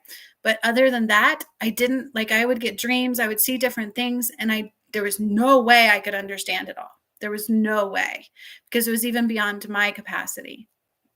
So I wouldn't focus on what does this mean? What is this? I would put it in my pocket and keep going. And then the spirit has this uncanny, when it's real, right? When it's true, when it's real, like the way the message is, I always say, just put them in your pocket. What makes sense now, let it make sense now. What doesn't, put it in your pocket until it does. So I don't need to worry now about what it means, right? If I don't know right now what it means, I'm going to put it in my pocket. And it will make sense when it needs to make sense. Okay. Like, for example, I did a healing on somebody. And in his healing, it was again medical. And I was like, dude, you have this and this. He's like, how do you know that? Only my doctor knows that. And then it actually changed his results, like it did with you. It literally, you can see the healings work that way. It was really crazy. But I told him one thing. I was like, did you know you have musical in you? Like, you were a musical person. And that didn't resonate with him. And so because of that, even with medical proof, he stopped listening to me. He didn't think I was real. And what that meant is, just because he didn't heal enough to see the musical side of himself doesn't mean it wasn't there. He had proof. Why would you deny medical proof to something as being musical? Maybe it was a past life too. Maybe in this one, he just didn't tune into it. You feel me? So sometimes we just aren't supposed to know yet until we know, until it's time to know, until it's time for it to make sense. Maybe it's that seed I just needed to plant. And then all of a sudden, a year from now, he's like, whoa, I just had these lyrics flowing through and I just had to write it down. Or all of a sudden, I just felt like picking up a guitar or a drum. Who knows, right? Again, that's expectations. But if he would have just put it in his pocket and kept going, eventually it would have come through. Okay, so what I'm saying is, you don't need to know unless you know. Unless spirit says, hey, dig deeper, read a book, right? So if you're waking up to a gift, well, I need to understand this gift, you can look a little deeper, but just still don't let that education dictate you, because you might be different. Okay, so like when I did healings, I couldn't let the theta book dictate me, because I do it differently. That's third D compared to what I do. Okay, so knowledge is power, but don't anchor into it, expand. You don't need to know everything unless you know, sit with it, put it in your pocket and be free, be observant, omnipresent. Oh, okay. So my first part of the message was that you have a lot of things happening around you all at one time. Yeah, a rebirth is assured. Pieces of you are dying and pieces of you are being rebirthed, right? So whenever we see a death card, it means rebirth. It means you're in the actual process of letting things go. A rebirth is assured, tells me that there's a lot of new beginnings coming. There's a lot of newness happening. So you're letting go of a lot all at one time. Things are different. So you just can't know, right? Be omnipresent. Just be present. Put it in your pocket until it makes sense. And you could always ask spirit, please give me more insight. And if they do, then you're meant to know. They might give you like, hey, you might get a nudge to look it up, right? Okay, good, do it. Otherwise, just sit with it. Why would that be? Because we're layered, right? So sometimes we have to get through a little bit of a veil until we can see anyways. Okay. So these two came out together. So they want me to read them together. Okay. time to collaborate and set healthy boundaries. So you need, remember the boundaries course? You took that one, didn't you? Mm, Around the people that you are around a lot, you need to have boundaries, healthy boundaries. Okay, you can only collaborate from a place of healthy boundaries. Okay, but be careful with that. Because if all you pull is the collaboration card, I pulled these together. So set healthy boundaries. Now, when I met you, you're not where you are now. Even I know that. Remember when I met you? There was a lot that you had to go through still. There's a lot of healing, and you've come a long way. Oh my gosh. I could look back now and go, wow, I can see it in your heart. You've definitely healed a lot. Okay. Work on those healthy boundaries. That's when you'll be able to collaborate in a healthy way. Because I think this came through too in the heart healing that you did recently. That shadow will get you without you knowing it. And it uses your voice to do so. Okay. So it'll get you to say things that will cut you off from that light. And you don't want to do that. We just don't want to. I know you don't want to do that. You don't want to do that. You want to help them, not have them hinder you. Okay. And shadow is sneaky. It is sneaky as all get out. Now, as we rise, we're meant to help others heal too. But how do we do that? If their shadow can stop you, we don't want that. We want to help heal their shadow. Is this making sense? Okay. So we need to work on those healthy boundaries and understanding what that means. That's not judgment. We never judge anybody. I had somebody do that going, "Ooh, is that who I have to help? Wait a minute. You were there too. Watch out." Never judge anybody. Everybody's beautiful. And everybody we're meant to help is a reflection of you. Period. So as you rise and you become a healer, everybody you're going to help heal is also a reflection of fragments of you. Right? Because we can only see in others what we see in ourselves. We heal certain things in ourselves so that we can help others heal it. So we never want to judge anybody. So just be careful with that, because ego always tries to sneak in to do that. We don't even notice we're doing it, because look at religion. So make sure you're in a constant state of understanding your boundaries, your energy, focus within, and then it's going to be time to start collaborating. But what that means is also to help others heal. This is a key component to becoming a healer.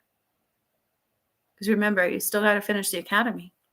Is this making sense? I hope I delivered that correctly. Spirit says I did. So, okay, let's go to this deck. All right.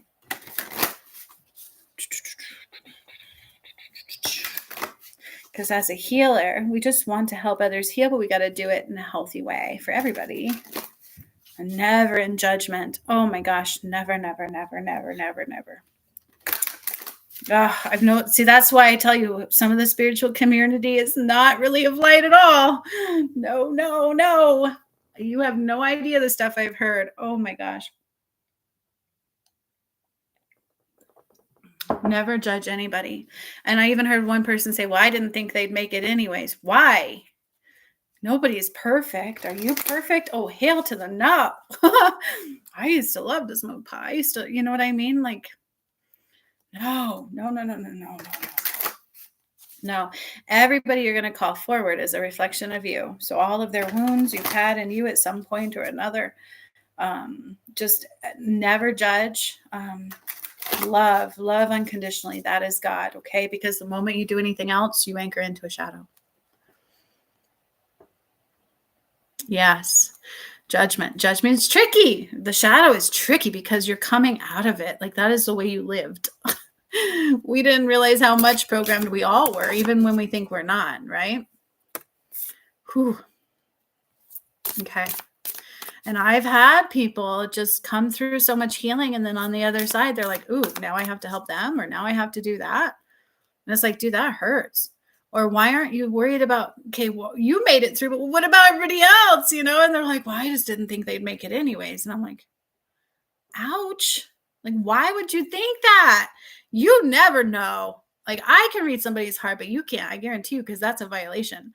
Only God can do that. You know what I mean? So because nobody would want you seeing their whole, it's like being able to look in somebody's wardrobe. No, no.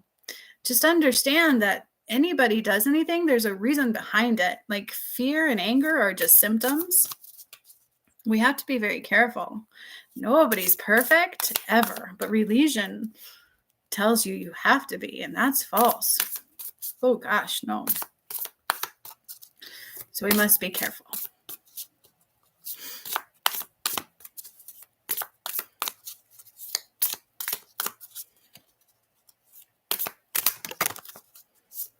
There's one more in here they're saying. Hang on. Woo! But here's another thing too, is how many of us had perfect parents, right? We were all even judged by our own parents. So it's really hard to understand judgment. Okay, so these are the final 3 cards of the message that I have out of this deck, and I think I have to pull one from this. There is medicine in my shadow. I like this card. Okay. Some healers will sit there and say we're supposed to have shadow and light. That way it teaches us lessons. That's not what this meant. See, thank you. Holy cow, so much judgment from my parents. Oh gosh, yeah, parents will judge the shit out of us. And here's another thing is, how do we expect our kids to know when they're kids? They can't know, it's our job to teach them. So why do we expect them to know what they don't know? And we don't come from that stance a lot. Nobody's perfect. We're all learning every day. So yeah, let that go. And then we turn around and judge our parents. Well, I blame them. Well, how can you blame them? Because they're part of your karmic blueprint. You chose to have this path. Wait, too many layers. Okay. I am a weaver of my reality. Okay. I also heard somebody else tell me that before, is I've shunned my family. They're alcoholics and they're mean and blah. I'm like, whoa, you should be loving that to heal it. Don't shun anybody. Your family is your karmic makeup. Okay. For a reason. I am a weaver of my reality. This is what I'm talking about. Okay. Everything around you is through you, not to you. Nothing happens to you, only through you. And that is a concept of a different kind. Our children are the only exception to the rule because they are not fully developed. It is our job to protect them. And as a society, the world makes that difficult sometimes, doesn't it? Okay. So that's a whole nother conversation. But there is medicine in my shadow. I am a weaver of my reality, so everything around me is a reflection for me to use to heal, to rise in power. The more I understand my shadow, the more power I take back. The more I take that back, the more I can undo what created that shadow. I am a weaver of my reality, so everything around me is a reflection. Understand your boundaries for collaboration. Never judge. My dreams reveal that magic is real and anything is possible. There are no limits except for the limits that you create. The sky is not the limit. No, no, no, no. That is unjust. There are no limits except the limits that we create. Love is vast. You can't control it. The only thing that can be controlled is the matrix, the shadow. There is medicine in my shadow, which means that it's hiding power that I gave away at some point in time. So where did I give my power away? I'll use my reality to show me. Then I can rise and heal and grow and change into my dreams around me, because that is where magic is real.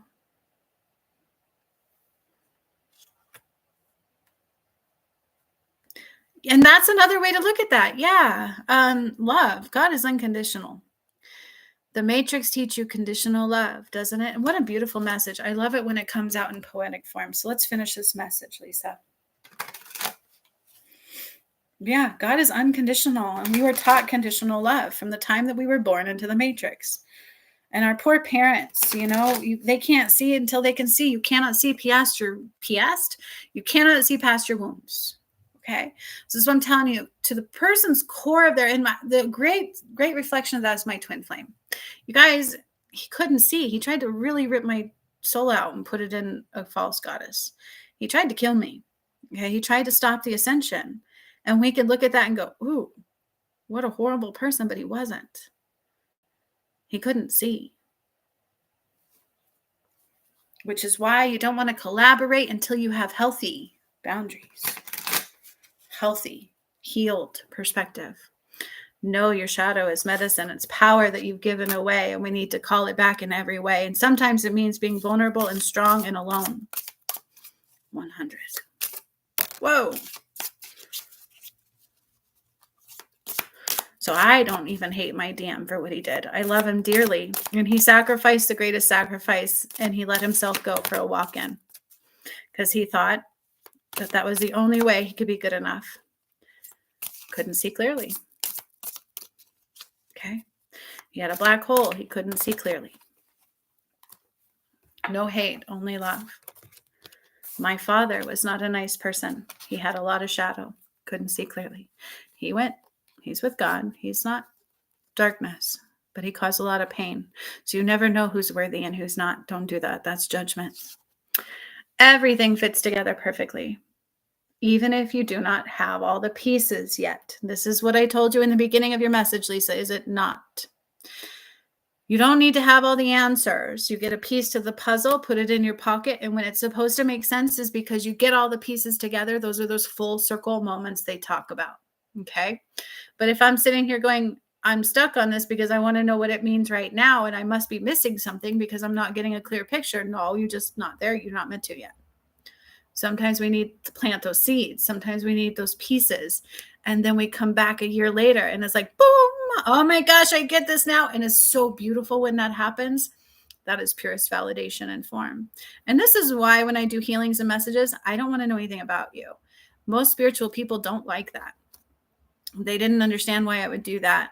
They'll have like questionnaires. They'll have like these things. Well, can you submit questions through emails and then I'll answer them so they can do research on them? I don't do that. I'll do it live. I don't want to know you. Just like when I did your first healing, Lisa, I didn't even know you at all. Okay. There's no way I knew anything about you. That is the purest validation. That is why we don't want to know everything right away, right? Like I don't want to know it all. I'm just an observer and it's beautiful. Potential accomplished and created. There's that card again. Does not exist. I don't like the word potential. I don't like its judgment. You've got potential. You'll get there. Ha! She's got potential, so I'll keep her around to see if she'll get there. That's like, I'm going to butter this judgment with love and make it sound good. No, it doesn't exist. We all have the same potentiality. We all have the same potential vortex. And what does that mean? We're equals. Okay? We simply celebrate instead. Karmic relationships at their finest. Tomorrow is simply a byproduct. What you do today creates your tomorrow. Yesterday doesn't matter. What you do today changes that timeline.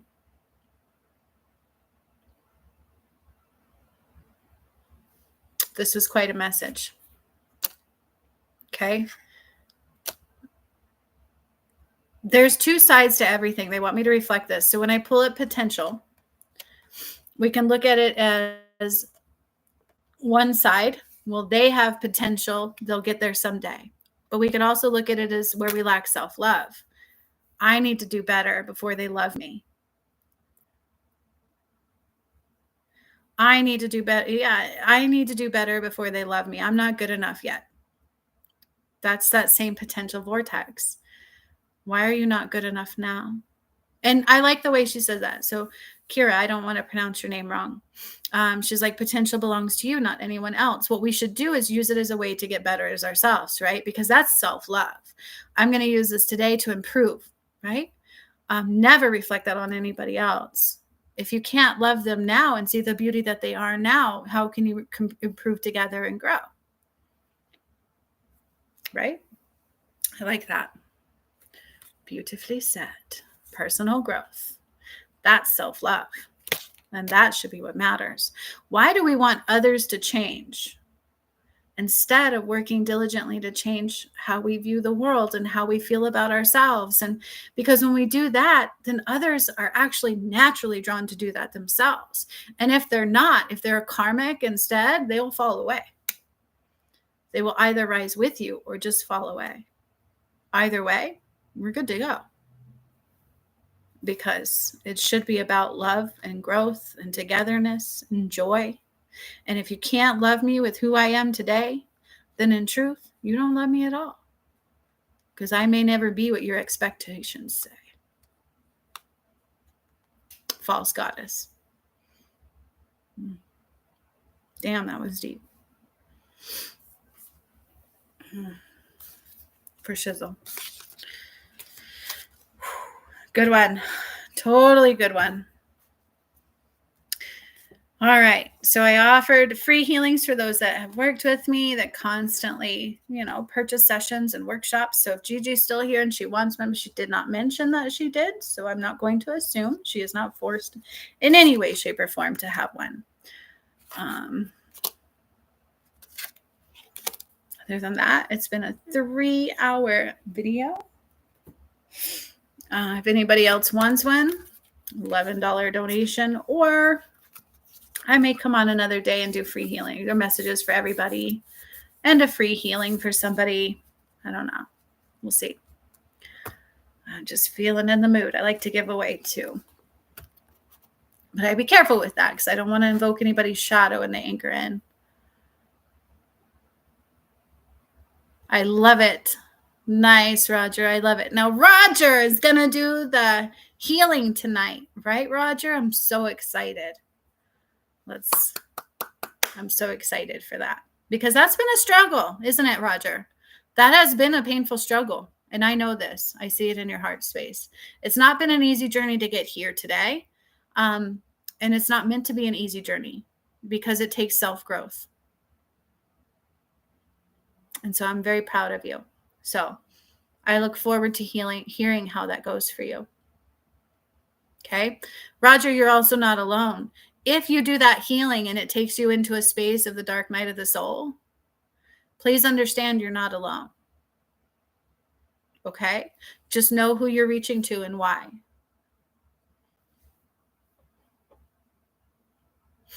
So if you have a hard time with it, I'll see your comments. You can let me know. And I can offer you directional pull or whatever spirit places in your way. Okay? You're never alone. I don't understand that either, when people just leave you high and dry. No. We're together. Togetherness, union of the soul. All right? So don't let it kick your ass and be by yourself. We're taught to do that, though, aren't we? Yeah. Yeah. And that's ego too. Like men, oh God, how many men are taught, deal with it on your own. Don't show weakness. Nah, don't do that.